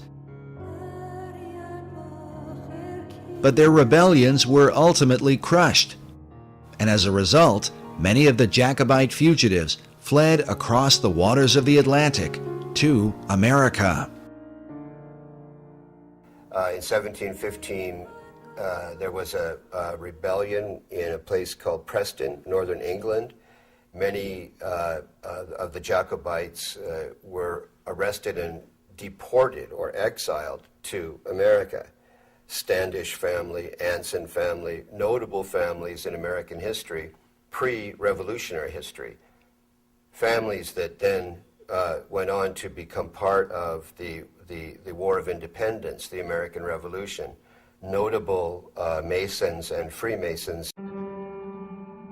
These notable Freemasons were the survivors of the Jacobite resistance in Scotland, a land with a long history of secret societies, whose influence is both mysterious and extensive. Consider that centuries earlier, the Knights Templar fled persecution and are said to have hidden themselves within the Masonic lodges of Scotland. In the 19th century, Albert Pike would develop the ancient and accepted Scottish Rite of Freemasonry, which would become the most powerful arm of Masonry in America. Meanwhile, President Woodrow Wilson once said that every line of strength in American history is a line colored with Scottish blood. Perhaps the best example of the Jacobite influence in early America is found in Hugh Mercer, often called an unsung hero of the American Revolution. Mercer was a Jacobite doctor who supported the cause against England until their final defeat at the Battle of Culloden in 1746. He was then forced to flee to America, leaving his homeland behind. He served as Brigadier General in the Continental Army and was a close personal advisor to George Washington. It's even believed that it was Hugh Mercer who suggested that General Washington make his famous crossing of the Delaware River on Christmas of 1776. Incredibly, one of Hugh Mercer's children would marry into the Patton family and ultimately produce World War II hero General George S. Patton, whose blood and guts reputation was certainly in keeping with the Jacobite tradition. But in the years prior to the American Revolution, Hugh Mercer became a member of the Masonic Lodge in Fredericksburg, Virginia, the early members of which are said to be a who's who of Revolutionary War heroes. Mercer's fellow members included George Washington and James Monroe. At least 8 Masons from this lodge served as generals during the American Revolution, while 2 of them would go on to become American presidents. The Fredericksburg Lodge still exists today, and on its website states that it was chartered by the Grand Lodge of Scotland, July 21st, 1758. A history of the lodge says the following. The lodge was formed by men who had been made Masons earlier and elsewhere, Scotland most likely. There was in Fredericksburg in the 1750s a notable Scottish mercantile presence. Many of those early lodge members bore Scottish surnames, and it was to Scotland, not England, that the lodge later turned for a proper charter. Is it possible that the influence of the Scottish Jacobite rebels worked as an undercurrent that helped to inspire the American Revolution? These families, they come under the general umbrella term Jacobite, were the real core population that led to ultimately to the War of Independence. Consider that the 3 Jacobite uprisings are referred to as rebellions. During the Revolutionary era, the motto, "Rebellion to tyrants is obedience to God," was adopted, a motto that Benjamin Franklin wanted to include on the design of the Great Seal. But rebellion against authority was not exactly the tradition of the Puritan Pilgrims who began the country. Their focus was on the biblical teaching of Jesus and the apostles. When Harvard University was founded in 1636, its motto was "Truth for Christ and the Church." Harvard's statement of purpose went on to say that the main end of life and studies is to know God and Jesus Christ, which is eternal life. But by the Revolutionary era, references to God were more ambiguous, often referring to the guidance of divine providence. It has been noted that the revolutionary founders were not known for quoting the sayings of Jesus Christ. They certainly mentioned his name or made reference to Christianity. They said things like, "No king but King Jesus." But his teachings were absent from their writings. Sayings like, "Turn the other cheek," "Love your enemies," and "Bless them that curse you," had no place in a movement that was founded on rebellion. As a result, it becomes little surprise that once the new republic was founded, biblical imagery of Christ and the Gospels would be missing from the capital city. Instead, a celebration of pagan gods and goddesses would prevail, which seems to represent the ecumenical views of King James II and his Masonic Jacobite rebels. The chief Jacobite symbol was the white rose, traditionally worn on their Scottish bonnets. This dagger features a Jacobite rose with a pentagram in the center. Notice that the pentagram has a dot in the middle, which usually signifies the sun. The 5 points of the star symbolize the rotation of Venus around the sun, forming a pentagram over an 8-year cycle.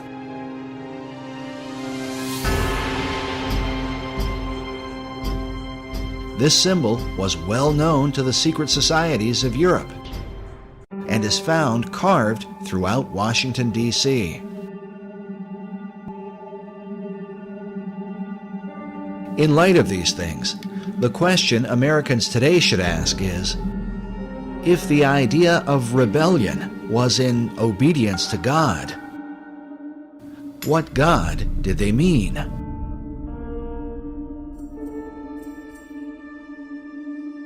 Which brings us back to the Stone of Destiny, a mysterious artifact whose original owner has for centuries been acknowledged as the greatest rebel of all time.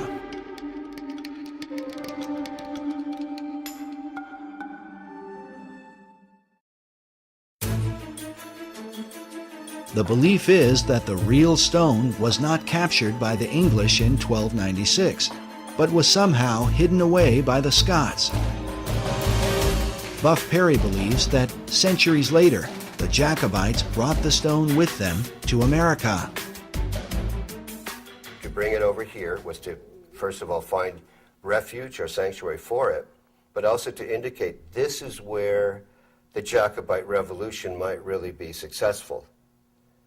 1715, the first rebellion, 1745, the second, and then we have the 1770s with the Declaration of Independence. We have the Boston Tea Party, then we have the sort of prolonged war of independence, all brought about by these same people. So foundation stone, meaning this stone now is going to be placed here where the order will have its ultimate political fruition and success. Well, this is Helena Roerich, a painting of her, I believe by Nicholas, and she's bearing the white rose, which came to mean what you swear an oath of secrecy in relation to. And the Jacobites would swear sub rosa with a single white rose. Her left hand, hand and elbow, are right alongside of the casket. The symbology is extremely interesting. Just the bearing of the white rose alone is, to me, highly suggestive of what she felt to be a secret mission that was associated with this stone that they received. It seems clear that their secret mission had to do with creating a one-world order through the League of Nations and by supporting the New Deal, which both FDR and Henry Wallace believed was the new order of the ages. It was during FDR's administration that the National Archives building was completed, with the figure of what appears to be a perfected man carved upon it. The figure is called Destiny. With the word destiny used repeatedly by the key figures who influenced the dollar bill, FDR, Wallace, and Manly Hall, is it possible that they all believed the Stone of Destiny had come to America through Nicholas Roerich?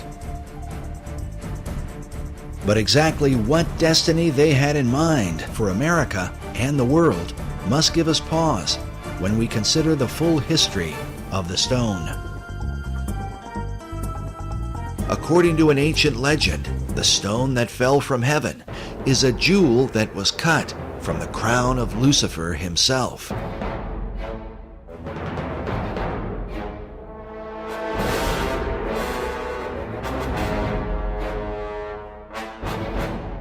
Commenting on this, Manly P. Hall writes that the lapis exilis, crown jewel of the archangel Lucifer, fell from heaven. Michael, archangel of the sun, at the head of the angelic hosts, swooped down upon Lucifer. During the conflict, Michael with his sword struck the flashing lapis exilis from the coronet of his adversary, and the green stone fell into the dark and immeasurable abyss. Hall goes on to say that out of Lucifer's radiant gem was fashioned the Sangreal, or Holy Grail, from which Christ is said to have drunk at the Last Supper. This idea seems to be captured in this depiction of the Grail by Dante Gabriel Rossetti. Rossetti was a 19th century esoteric painter who is said to have influenced modern Rosicrucianism. He may well have been familiar with the ancient legend, since his Grail cup appears to be a dark emerald green, mounted in a golden frame. But according to the various legends that are told, this stone of Lucifer was divided into different parts. One part became the Grail chalice, while King Solomon is said to have fashioned another part into a ring. Yet another part became the stone of the Kaaba. While this stone is black, Manly Hall suggests that Islam venerates the color green because of its association with the Grail stone. Others believe the Grail stone is the same as the Emerald Tablet. A depiction of this tablet can be found in the floor mosaic of the Cathedral of Siena, next to an image of Hermes Trismegistus, or Hermes Thrice Great. As such, it is known as the Emerald Tablet of Hermes. Written upon it is the Hermetic maxim, "That which is below is like that which is above." The tablet is also called the Philosopher's Stone and is well known in the ancient world. Sir Isaac Newton even did his own transcription of the Emerald Tablet. In the modern world, Carl Jung is said to have had dreams of the Emerald Tablet. Manly Hall obviously knew about it and even published his own illustration. Hall writes that the oldest and most revered of all the alchemical formulae is the sacred Emerald Tablet of Hermes. In her book on the Merovingian mythos, occult author Tracy Twyman writes that the story of the Emerald Tablet of Hermes appears to be yet another incarnation of the Grail as stone. She goes on to say, the legend connected to these items and the stone they came from relate that the stone bounced off Cain's head as it fell to earth, leaving a scar on his forehead in the shape of a red serpent, the mark of Cain. This is what the Grail as stone represents.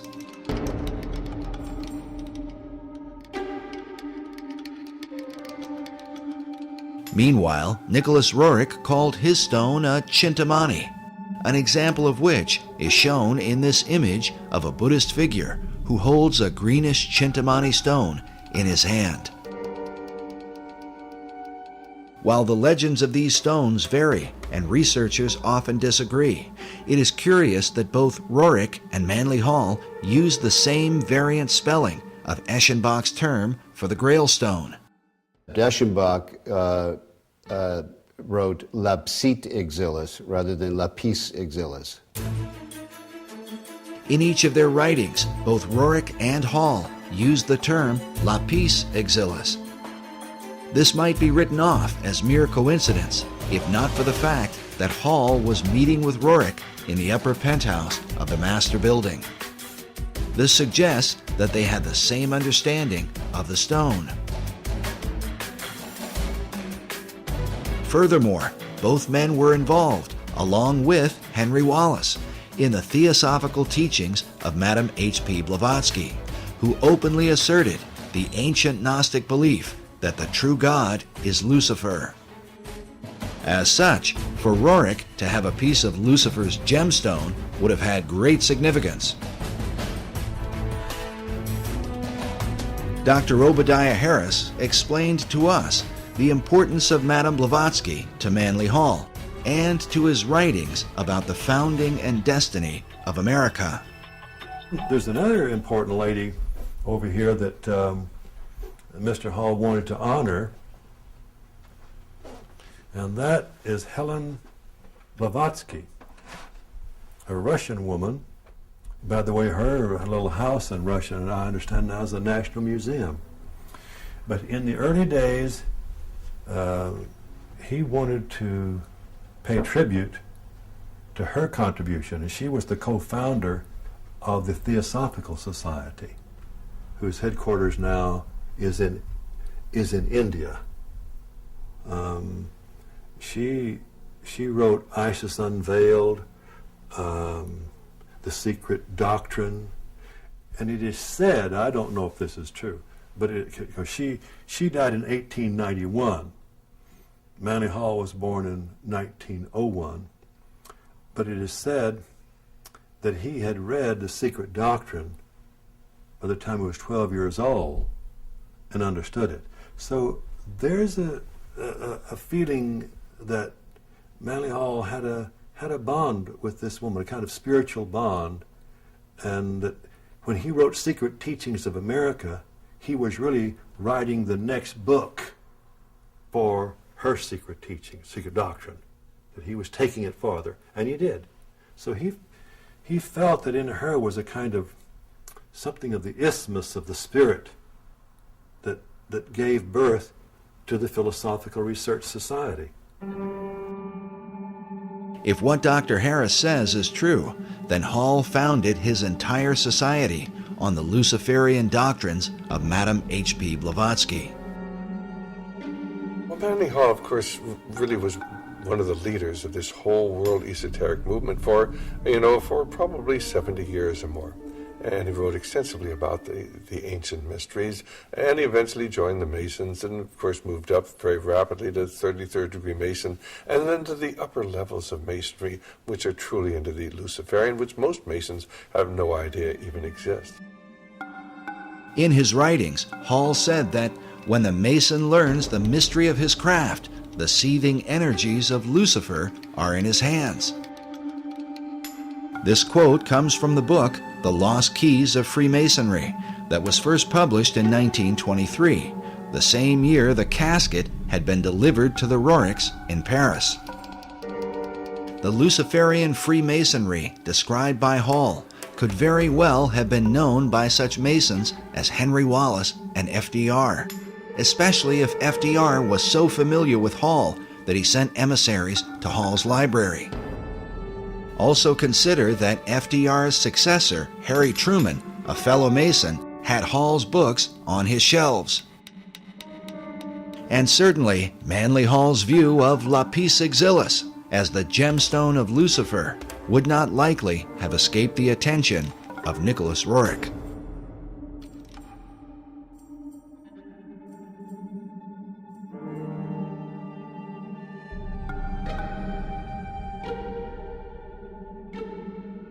Despite Roerich's international mystique and influence in the Oval Office, he eventually suffered a sudden and sharp decline. While searching for seeds and grasses for the Department of Agriculture, he was also heavily involved with the politics of Central Asia. Buff Perry believes that prior to his fall, Roerich was working to amalgamate the countries of Asia into a united Buddhist theocracy that would ultimately be joined to a one-world government. In Nicholas Roerich's efforts to bring about an amalgamated, if you will, theocratic Buddhist nation that would have consisted of Manchuria, Mongolia, Tibet, part of China, perhaps part of India, perhaps some of Siberia, he was working with the Tashi Lama, who was suspected by China, particularly, and to this day very much suspected by China, as being subversive to the stability of the region.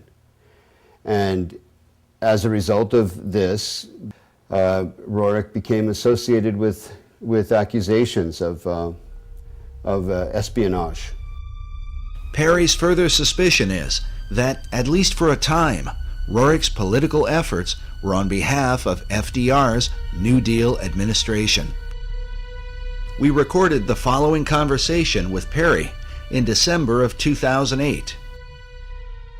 So we've got the what nobody's talking about right now in American media, the North American Union, right, through the Free Trade Agreement. The European Union, which is known about, but we never hear about it on the news. Right. And now there's this Asian Union, it seems like Roerich was being used by the American government to lay the foundation for or to bring about an Asian Union. You've got it. That I accept wholeheartedly, and I think it when you read it, the details, factual details, it's inescapable that America saw in Roerich the capability of creating this great Asian Union.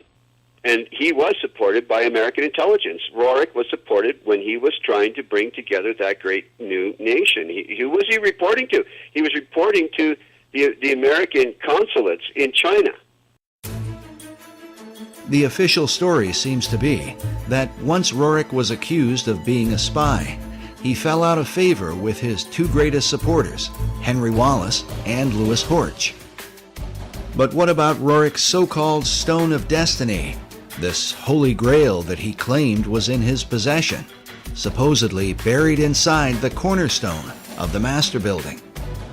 Whether the stone or some part of it is there or not, Buff Perry has come to the conclusion that Roerich's artifact was a cunningly devised fable. Just for our audience, just you don't buy into the idea of the mystical, magical nature of this stone. Absolutely not. And you think it was a showpiece fabricated by the Roerichs, really to beguile guys like Henry Wallace, it seems like. Yes. I do. I do. When we first interviewed Buff several years ago, he seemed to have the impression that the Stone of Destiny was the same stone that Roerich had in his possession. Today, he believes they are not at all the same thing, and that perhaps this is what caused Wallace to become disillusioned with his guru. I think Wallace felt perhaps deceived when he's anticipating the arrival of what he called the Stone of Destiny in correspondence, and then ends up with, nothing in effect. Nevertheless, Perry still believes that Jacob's pillow stone, which is said to be the real Stone of Destiny, was brought to America by the Jacobites and may have been recovered by the French-Canadian explorer La Vérendrye in the 1700s. The La Vérendrye stone is, clearly has some association with the Stone of Destiny. But the whereabouts of the stone today are still unknown. As a Jewish researcher, the real stone holds special significance for Buff Perry. According to the Jewish belief, the pillow stone of Jacob is one of the original artifacts that was kept in King Solomon's temple in Jerusalem. The stone, variously called the Stone of Destiny, Foundation Stone, Pillow Stone of Jacob, and other titles, is expected and is necessary to be in Jerusalem for the final construction of the final temple. The Jews believe that that temple, and not all Jews, but most of the Jews today, active in rabbinical orders that are preparing to, conduct all the rituals in the final temple as we speak, believe that all articles that were in Solomon's temple have to be returned if they're known to exist. If they're not known to exist, then it's a different matter. But all those that are known to exist must be returned and would then go into use again in the final temple. Buff believes that Nicholas and Helena Roerich aligned their Chintamani stone with the Stone of Destiny in order to sensationalize their own cause. But others continue to believe that Roerich's stone was from the stars and had real power. The Roerichs themselves were known for tapping into the supernatural realm. The Roerichs were particularly eccentric. Helena Roerich spent much of her lifetime channeling a spirit that called itself Master Mariah, the same spirit that inspired Madame Blavatsky to declare that Lucifer was God. We told you earlier about the letter from Zena Fosdick that describes the contents of the Rajput casket placed inside the cornerstone of the master building. But we neglected to mention a few of the items that Buff Perry talked about. But there are all kinds of other ingredients. There are different fabrics and coins and. And what's the thing? Talk about the coins again. Well, these are in some cases coins that materialized out of what would be considered occultation, out of the other world, in different meetings and sessions that were held by the Roriks. And I'm not saying this off the cuff or because I heard it from someone else. These are recorded memoirs of Helena and Nicholas Roerich. And of course, many of the people who are into the New Age are into astral projection and in contact with these spirit beings. And there really are spirit beings out there. They refer to them as the Masters of Wisdom, or the Great White Brotherhood, or the Enlightened Ones. And they believe that they are guiding society. These are actually demonic forces and demonic beings. And of course, they can materialize and disappear. The average individual says, oh, that can't be true. And yet it is true. And when you talk to the people who are dealing with this, they come in contact with this many times. They have accessed this other dimension, which is truly a demonic dimension. And of course, tragically, it's becoming increasingly apparent here in America as we turn our back on God, and we're not really a secular society. We've gone from being a Christian society to a secular society, and now a society dominated by the occult forces, of which are intent upon ruling the world. If it's true that the Roriks were in contact with the spirit realm, is it then possible that these same powers could have somehow influenced the design of the dollar bill?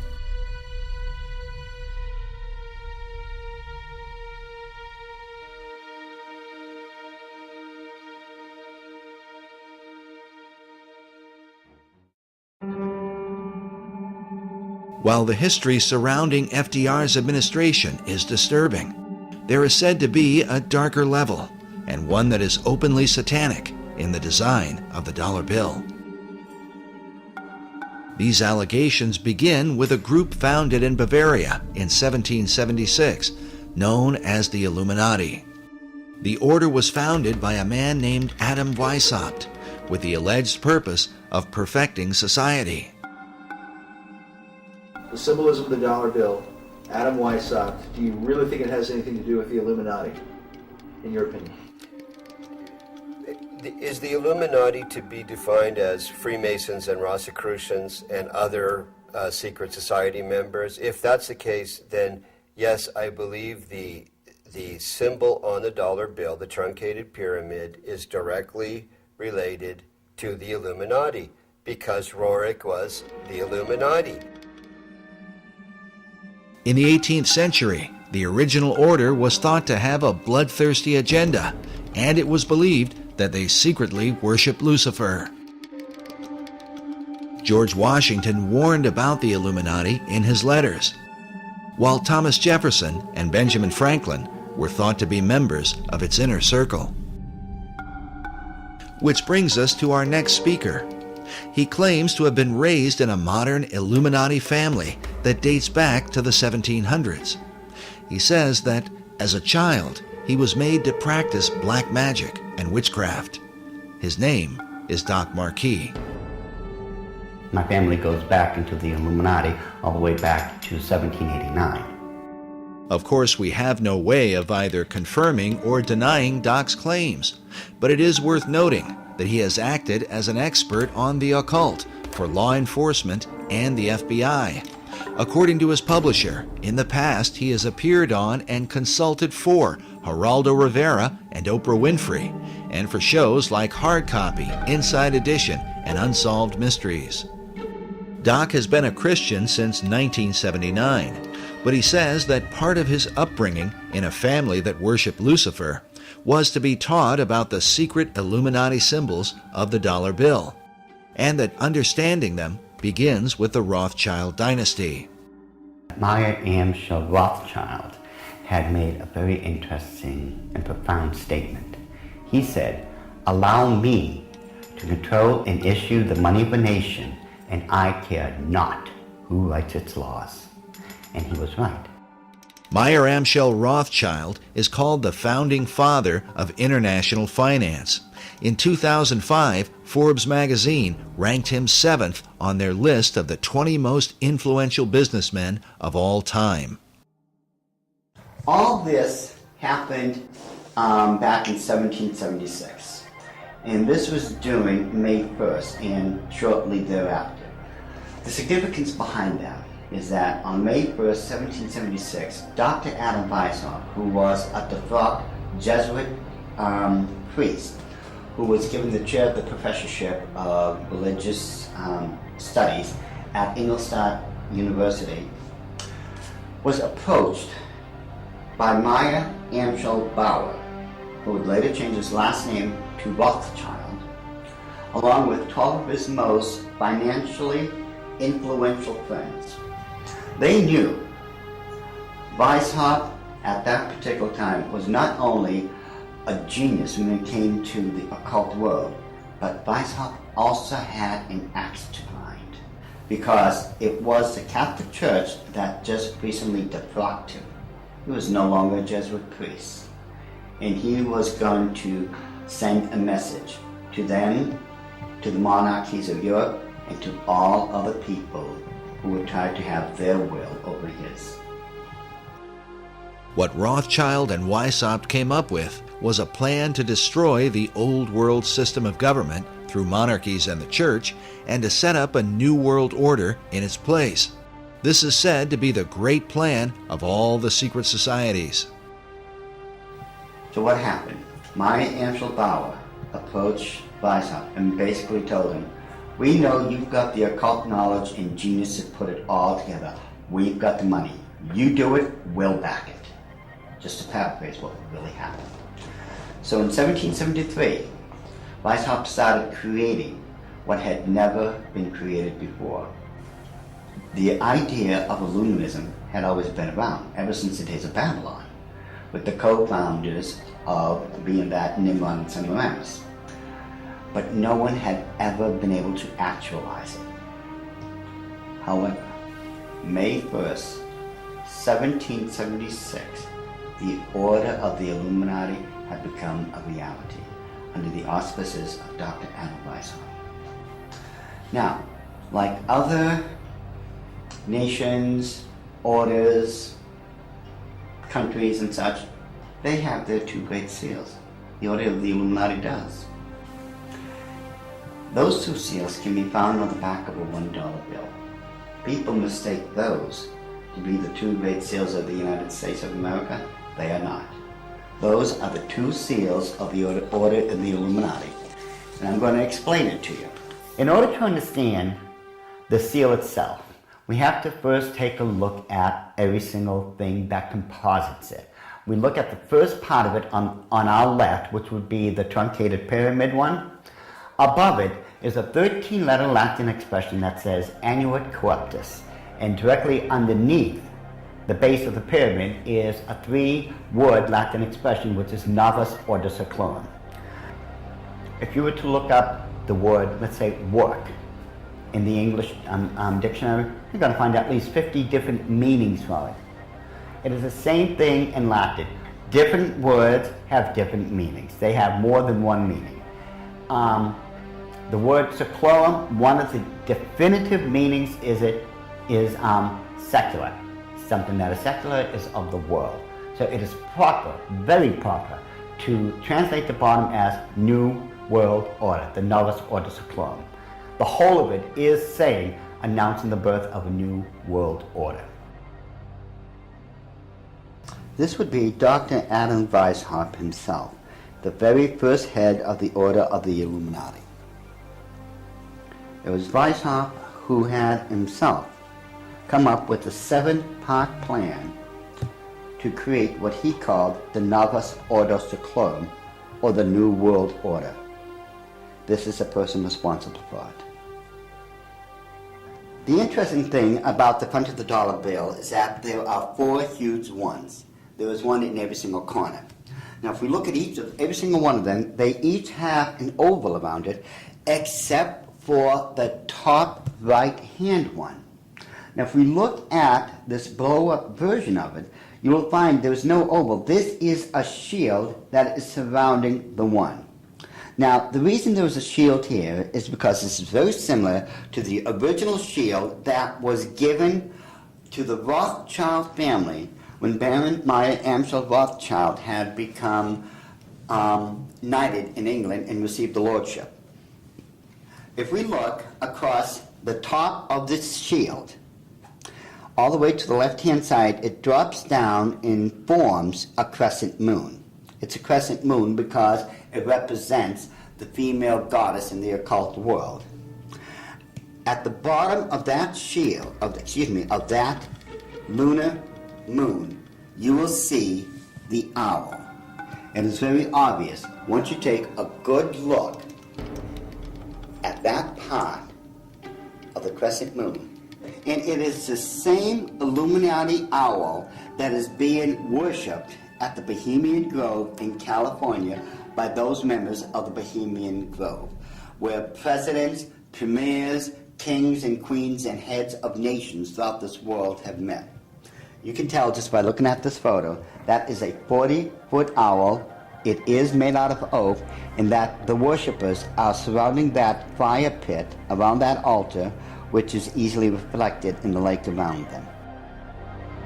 This is definitely the owl of the Illuminati. The rituals performed at the Bohemian Grove are occult and idolatrous. One of them, called the cremation of care, is supposed to be a mock human sacrifice, though some suggest that real killings take place. When President Nixon was there, he commented about the extreme homosexual environment at this all-male boys' club. Among other powerful American leaders who have been spotted at the Grove are Ronald Reagan, Dwight Eisenhower, Jimmy Carter, Newt Gingrich, and George Bush Jr. and Sr. Now, when we take a look at the O, it is actually, occultically speaking, the shape of the Ouroboros, the snake that's going around in a circle, devouring itself.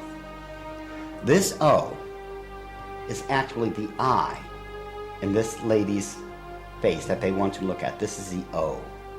Now, what's in the center of this O? You take a good look. It is the exact same owl of the Illuminati that we saw on the back of the $1 bill. So the question then becomes, who owns L'Oreal? But the owl seems to be a major symbol for the secret societies, as they are found repeatedly inside government buildings in Washington, D.C. And a giant owl figure is even seen in the street design, with the United States Capitol in the midst of it.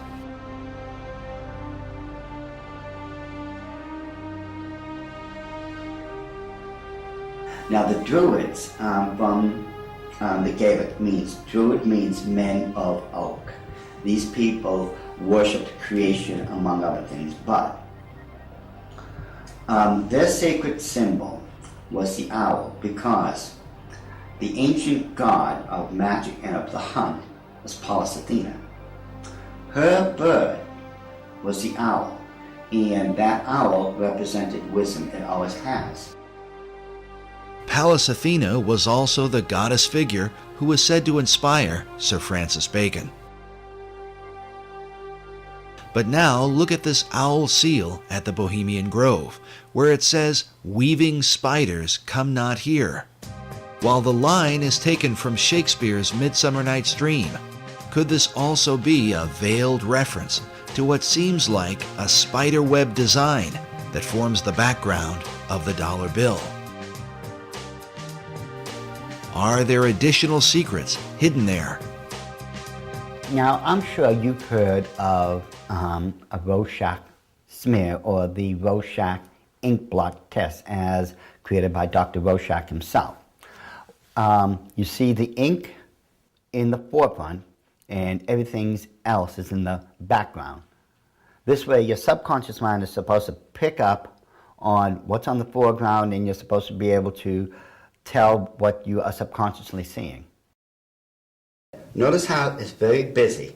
Lot of intersection diagonally lines. You can't make out what's there. But let's get rid of the background noise, get rid of all the diagonal lines that doesn't belong there, and let's reverse the principle of Rorschach and take what's in the background and bring it to the forefront and see what's there.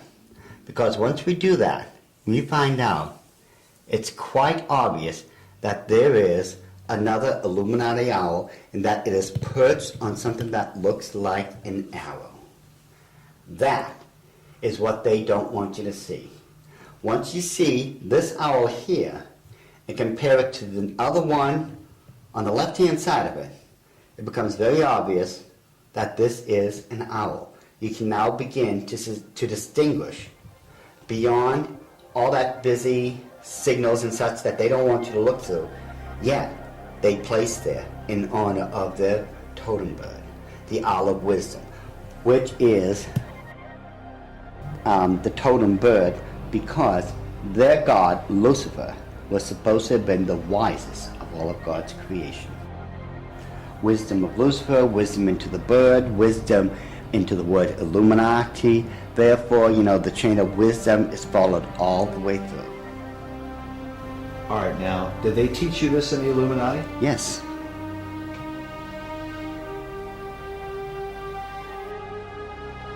Well, I want you to understand that the first symbol is known as a pentalpha, from the Greek word for five, pente.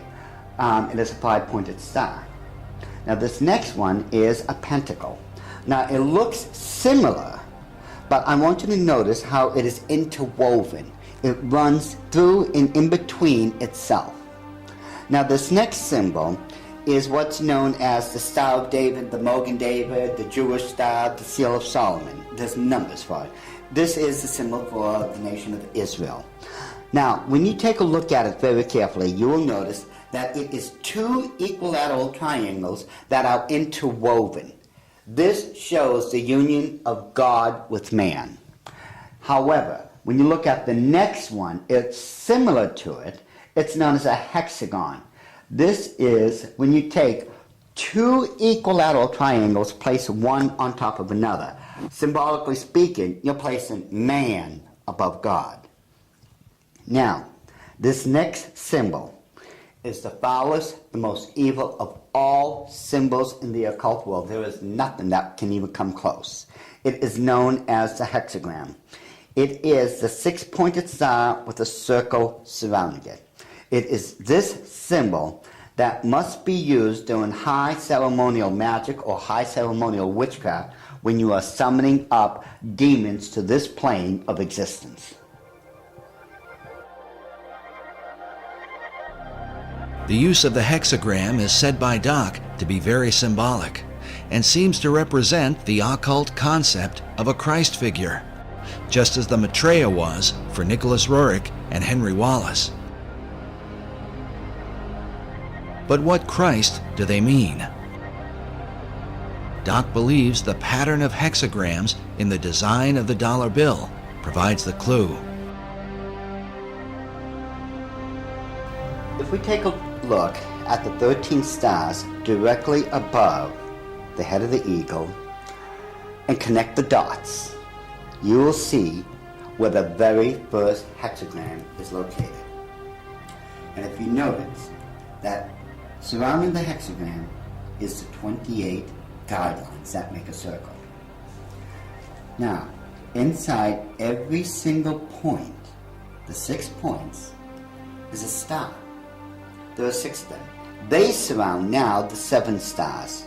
Remember, 6 is the number of man, 7 is the number of God.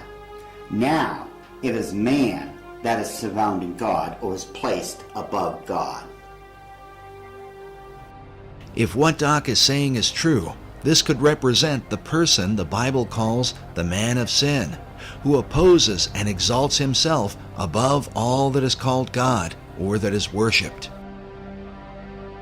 Doc's interpretation seems to also fit the worship of Lucifer, for in the Bible, Lucifer declares that he will exalt his throne above the stars of God. Next, Doc claims a second hexagram can be found by connecting the various points where the much talked about number 13 is represented.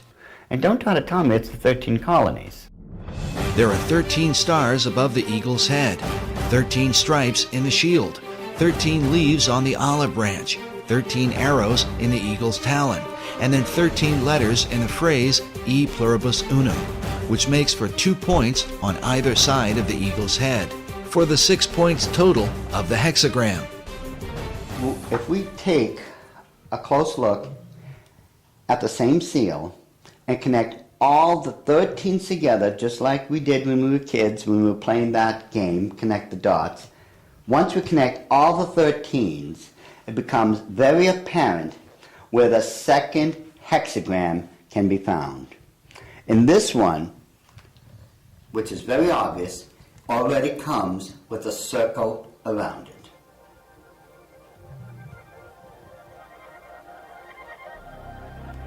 So this is the second hexagram here in figure 2. Yes.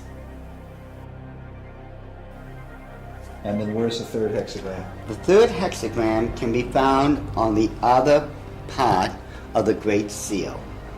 Again, connect all the 13 together, the 13 letters, the 13 steps in the pyramid, connect all this together. And you'll note with the circle that's already there, it forms the third hexagram.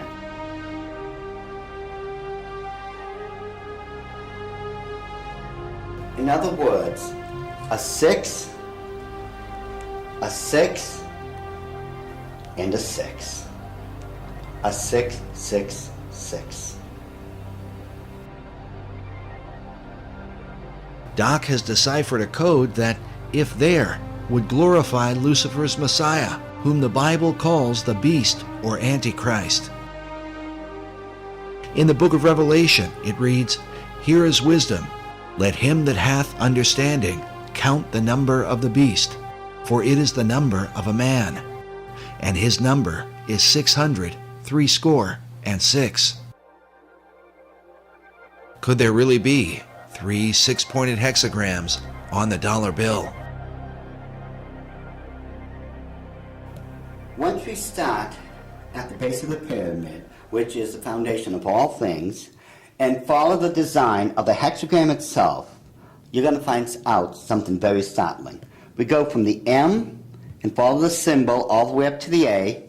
The A cuts directly underneath the eye of Lucifer all the way to the S. The S connects all the way down. It goes in between the V and the I and connects all the way to the O. And following the symbol, the O connects up and over along the symbol of the hexagram to the word N. In perfect sequence, it's M-A-S-O-N, Mason. It's not what a lot of other people have espoused, that the symbol connects down to the M in seclorum and that the word is an anagram or something like that. Those people who are doing that obviously don't know what they're talking about, or they don't know how to plagiarize me correctly. Because the order of the Illuminati have stated, and always will state, this is perfectly spelled out to be M-A-S-O-N, Mason. This points conclusively that the Masons have been involved in the order of the Illuminati. This was back during the Council of Wilhelmsbad, which would have been July 16, 1782.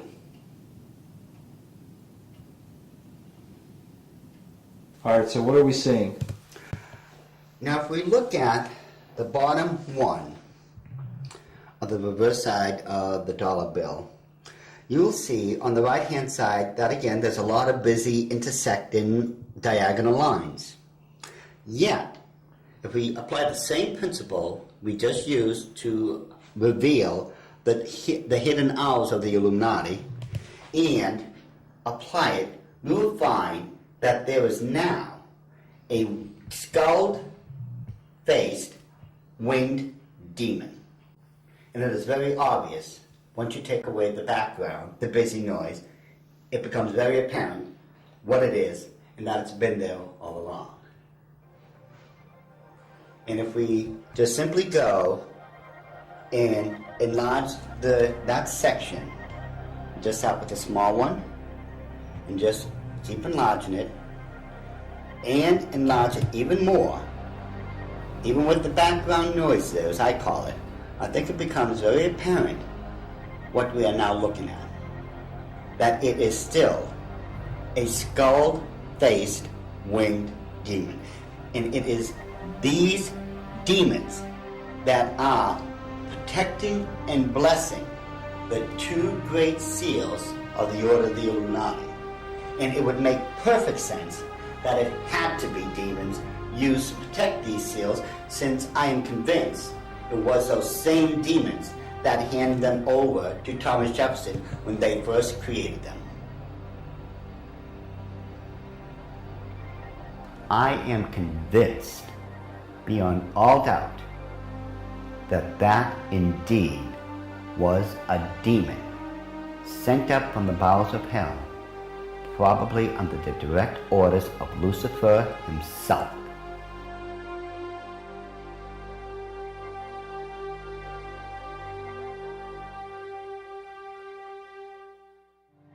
Doc Marquis makes it clear that he is no longer involved in the occult, and that since becoming a Christian, he has dedicated himself to warning others about the activities of the secret societies that worship Lucifer. I've been doing this now since the late 70s, when I first left the Order of the Illuminati, and that's when at that point I had become a born-again Christian. At that time, I realized what I had been doing all along. Maybe in my own way of trying to make up for what I had done, and I've done a lot of heinous things in this life, I begin to wonder if I'm not trying to make up or atone for some of those things I had done. And I know in my heart of hearts that as a born-again child of the King, my sins have already been bought and paid for. But still, there's just that part of me that still feels so guilty about everything I've done. So it could be in my own way, and I'm somewhat convinced that in my own way, I'm still trying to make up for all those crimes I was guilty of when I was in the Illuminati. Doc makes it clear that he believes demonic forces were behind the design of the dollar bill and are working through secret societies. One of them is the Order of the Eastern Star, the female chapter of Freemasonry, whose icon is an inverted pentagram, a symbol associated with the satanic goat of Mendes. Ed Decker told us a story about a woman he once counseled who was involved in this society. I got a call one day after I had published a book on it, and a little book called The Question of Freemasonry. And in that book, I had, on one page, is the actual goat of Mendes. The goat of Mendes is a very significant symbol, since it was designed by 19th century French magician Eliphas Levi, without question the most influential occultist of the last 200 years. In his books, Levi glorified Lucifer and Satan, and his writings were quoted extensively by every major occult leader, including Albert Pike, Madame H.P. Blavatsky, and Manly P. Hall. Now listen carefully to Ed Decker's story. I got a call from someplace back in Pennsylvania, New Jersey, and this is years ago. And a lady called me up and she said, "I want to talk to you." She said, "I received a copy of your book. I am the head of the Eastern Star for my state." And she said, "Every time I go to another area of the state to do the induction of the leadership of the local chapters of the Eastern Star, I have these bad dreams, and it's like this demon comes in and attacks me in my bedroom, and it's this evil, evil thing. And it's beginning to bother me." And someone mentioned to me that, the Masons and the stuff that they do isn't really godly. You might want to study it a little bit. She said, so she told me that she went to a Christian bookstore and asked them if they had anything on the Eastern Star or Freemasonry. And the lady said, you know, in the mail, I had just gotten this booklet. It's called The Question of Freemasonry by this guy, Ed Decker. And she said, I opened the book, I opened it up to the page, it just opened to the page that you have the goat of Mindy's on there. And I looked at that, and that's the demon that's been coming into my room and attacking me when I'm going around the state and doing the inductions of the ladies of the Eastern Star. She said, I ran down 3 blocks to my husband's office, left my car right in the parking lot of the Christian bookstore, ran down there, got my husband out of his, I think he was an insurance agent or something, and said, look at this. They left there, went home, read the book, got on their knees, confessed it as sin, renounced it, and had that thing taken off their back. And from that time on, all that heaviness left her. When it went away, it just moved off her entire spirit. It was a spirit of darkness and evil.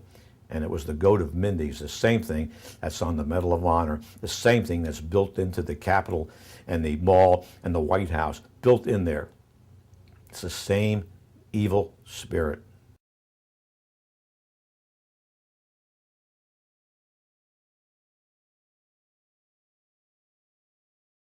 This whole idea of the Messiah and its relation, and the Messiah's relationship to the stone, and who that Messiah would be, and what would happen when the stone is returned to Jerusalem, and when the temple is built, it would be a replica of the original Solomon temple, not the Ezekiel, account.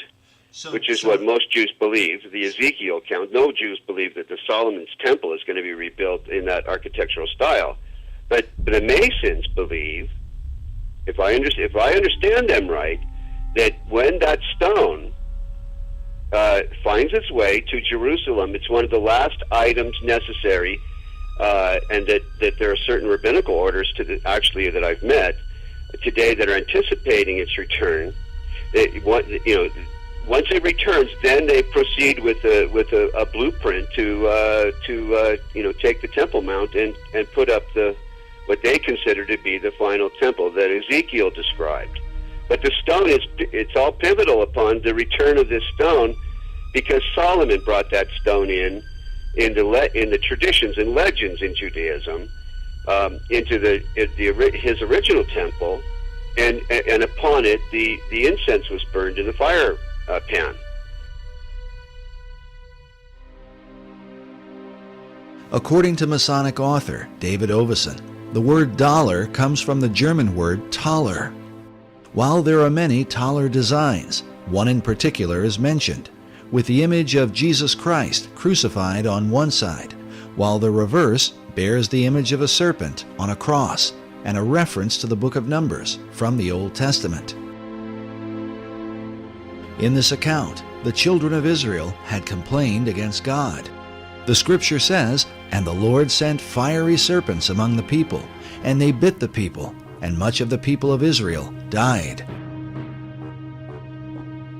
When they repented, God commanded Moses to erect a bronze serpent upon a pole, saying that everyone that is bitten, when he looketh upon it, shall live.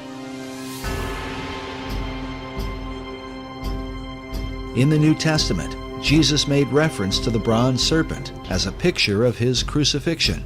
He said, "As Moses lifted up the serpent in the wilderness, even so must the Son of Man be lifted up, that whosoever believeth in him should not perish, but have eternal life." Some believe that the serpent cross is the original inspiration for the American dollar sign today. While the image of the bronze serpent holds a very particular meaning for Christianity, David Ovesen explains that Kabbalists and alchemists find an interesting parallel in the Hebrew gematria. The Hebrew word for the serpent of Moses is Nakash, which means the shining one. The numerical gematria for Nakash is 358. This is also the numerical equivalent for the Hebrew word Mashiach, or Messiah. Ovesen claims that these numerical equivalents allowed magicians to draw a connection between the brazen or bronze serpent and the Messiah. But exactly what Messiah do they mean? The phrase e pluribus unum, or out of many, one, appears in the banner held in the mouth of the American eagle. The word one appears a total of 7 times on the dollar bill. Oveson writes, in magical numerology, the number 7 is regarded with a special veneration. Certain texts that deal with the meanings of numbers insist that 7 stands for the complete temple. The temple he refers to is the ancient temple of God, built by King Solomon in the city of Jerusalem. Oveson goes on to say that the concept of a complete temple is symbolized by the unfinished pyramid of the Great Seal, where the symbol of a Messiah figure is also shown with the all-seeing eye, representing the capstone that will one day complete the pyramid. In other words, when the Messiah emerges, then will the temple be complete. But just who this Messiah will be is the subject of intense debate, and the clues to his identity are said to be related to the temple itself. The site of Solomon's original temple at the Temple Mount in Jerusalem is still considered a sacred and holy place. Buildings are sacred in religions. Religious buildings are sacred. So Solomon's temple is sacred. The Knights Templar were specifically named in reference to this ancient site.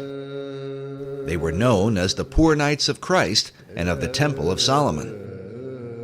The Knights Templar lived on the Temple Mount. Today, the Temple Mount has on it the Dome of the Rock and Al-Aqsa Mosque. The Knights Templar had their headquarters in Al-Aqsa Mosque when they were there. So the association between this arcane direction and tradition in Europe with the Knights Templar and the temple of the Temple Mount is direct. The sacred nature of the temple was handed down from the Templars to the Freemasons, who are said to have originated from the ancient knights. Masonic philosopher Albert Pike wrote that every Masonic lodge is a temple of religion. Another Masonic philosopher, Albert Mackey, wrote that of all the objects which constitute the Masonic science of symbolism, the most important, the most cherished by the Mason, and by far the most significant, is the Temple of Jerusalem. The spiritualizing of the temple is the first, the most prominent, and the most pervading of all the symbols of Freemasonry. Take from Freemasonry its dependence on the temple, and the system itself would at once decay and die. According to David Oveson, who is himself a Freemason, the dream of a rebuilt temple in Jerusalem is the true symbolism of the unfinished pyramid on the back of the dollar bill. But is it merely a coincidence that these symbols would end up on the foundation of America's currency? Is there a further connection with Solomon's temple and the mysterious Knights Templar? The Templars were there on the Mount. They lived on the Mount. So they were living a dream. And the dream is the same dream Christopher Columbus had and wrote about extensively in returning to Jerusalem with the gold from the Americas to build the temple. Was this the true purpose of Columbus's voyage, to finance the rebuilding of Solomon's temple? And was this desire handed down from the Templars to Columbus to modern Masonry? As we have shown before, the ships of Columbus sailed with a red cross on a white background, the symbol of the Knights Templar. But despite the interest of Templars and Freemasons, the original temple begins with the Jewish people. The temple was critical to Judaism. It was the heart of Judaism. The first Jewish temple, built by King Solomon, was destroyed by the Babylonians in 587 BC. The temple became a necessity for the existence of Judaism. So when it was destroyed, the longing for another temple in the Babylonian exile was, primary. The foundation for a second temple was laid by Zerubbabel when the first Jews returned from their captivity in ancient Babylon. First thing, when Jews are able to return, they build a temple. There's Zerubbabel and Ezra and Nehemiah come together. There's a temple built. It's added on to over the centuries until you end up with Herod's temple. This second temple was in existence during the time of Christ and the apostles. But it would also be destroyed, a terrible event that Jesus himself had prophesied. The scripture says that the disciples came to show Jesus the buildings of the temple, and Jesus said unto them, See ye not all of these things? Verily I say unto you, there shall not be left here one stone upon another that shall not be thrown down.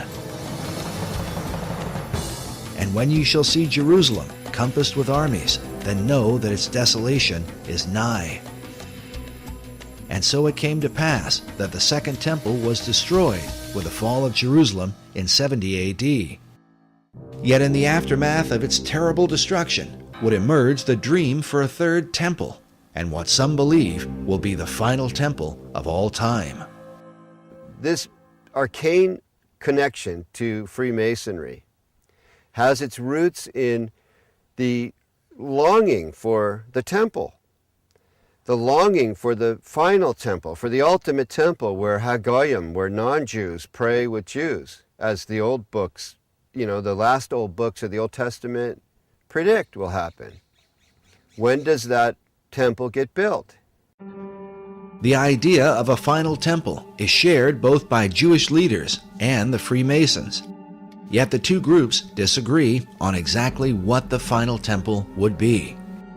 There is a common history here and a common longing.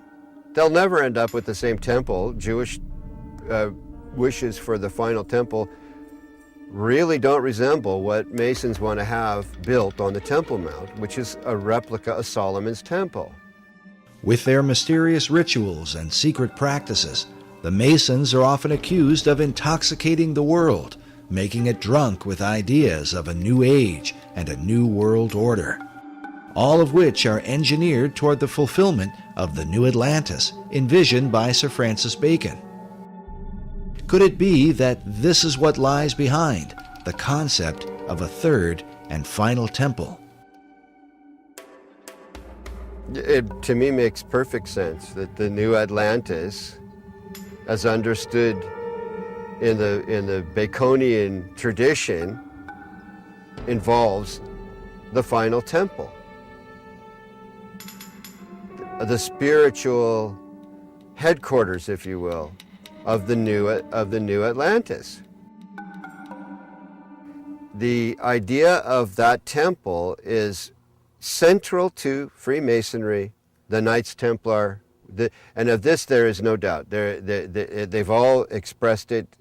All these arcane societies have let it be known that this is really ultimately a central goal. They seem to all gravitate toward there being a temple, a need for a temple, except Orthodox Muslims who say, no, we're the last religion. These buildings are fine, thank you very much. Become a Muslim and you can pray in them and hang out on the Temple Mount, which is not going to happen. So that leads to a pretty ugly likelihood. If people who want a temple get their way, there's going to be a bloodbath there. Also, I believe it's spiritual because Satan has always desired God's place. That's why in Masonry you have Jebulon right there on the altar, Baal, the ruler of demons in the Masonic altar. And Masons are generally, obviously, being deceived. However, right there on the Temple Mount in Israel, you have the Dome of the Rock and the Golden Dome, the Black Dome. And within these domes you have statements right there on Israel's Temple Mount, statements that Allah is God and Allah has no, or God has no son, and Muhammad's his prophet, a denial of the true God and his son, Jesus Christ. And again, that's what 1 John identifies as being the spirit of Antichrist, those that deny the Father and the Son, 1 John chapter 2. And that's a harbinger of the ultimate Antichrist to come, who's going to sit in the temple of God, showing himself that he is God. So isn't it interesting? Here we have Benjamin Krim speaking of a coming Maitreya who will rule as the coming Imam Mahdi of Islam. Of course, he can't really rule, and there can't be world peace unless the Jews, in his mind, are annihilated. And by the way, according to Muslim teachings in the Hadiths, when the Imam Mahdi comes or when the Messiah comes, he will destroy the Jews and the people of the cross. So all of this stuff, incredibly, it fits together just too well. But praise God, because from my perspective as a Christian, Jesus Christ said, when you see these things beginning to take place, lift up your head, for redemption is drawing near. And I believe these are signs that Jesus Christ is coming again. And when he does come, he will defeat the Antichrist, and every knee will bow, and every tongue confess, including Benjamin Krim, including the leaders of Iran and Hezbollah and so forth. Whether it's in heaven or on earth or in hell, every knee will bow, declaring that Jesus Christ is Lord in the end. And what will all these things mean for the future destiny of America? According to David Oveson, it was Manly Hall who influenced the placement of 72 stones on the Great Pyramid of the dollar bill, since the number 72 is said to be a magical number in the occult. It was also Hall who taught that the American eagle was a cleverly disguised phoenix bird. In his writings, he documents this account from the 1st century A.D. There is a certain bird which is called a phoenix, and when the time of its dissolution draws near that it must die, it builds itself a nest. But as the flesh decays, a certain kind of worm is produced. According to this account, it is from this worm that the phoenix is reborn. This concept of a phoenix worm in its nest seems to be represented at the top of this column on a building found in Europe.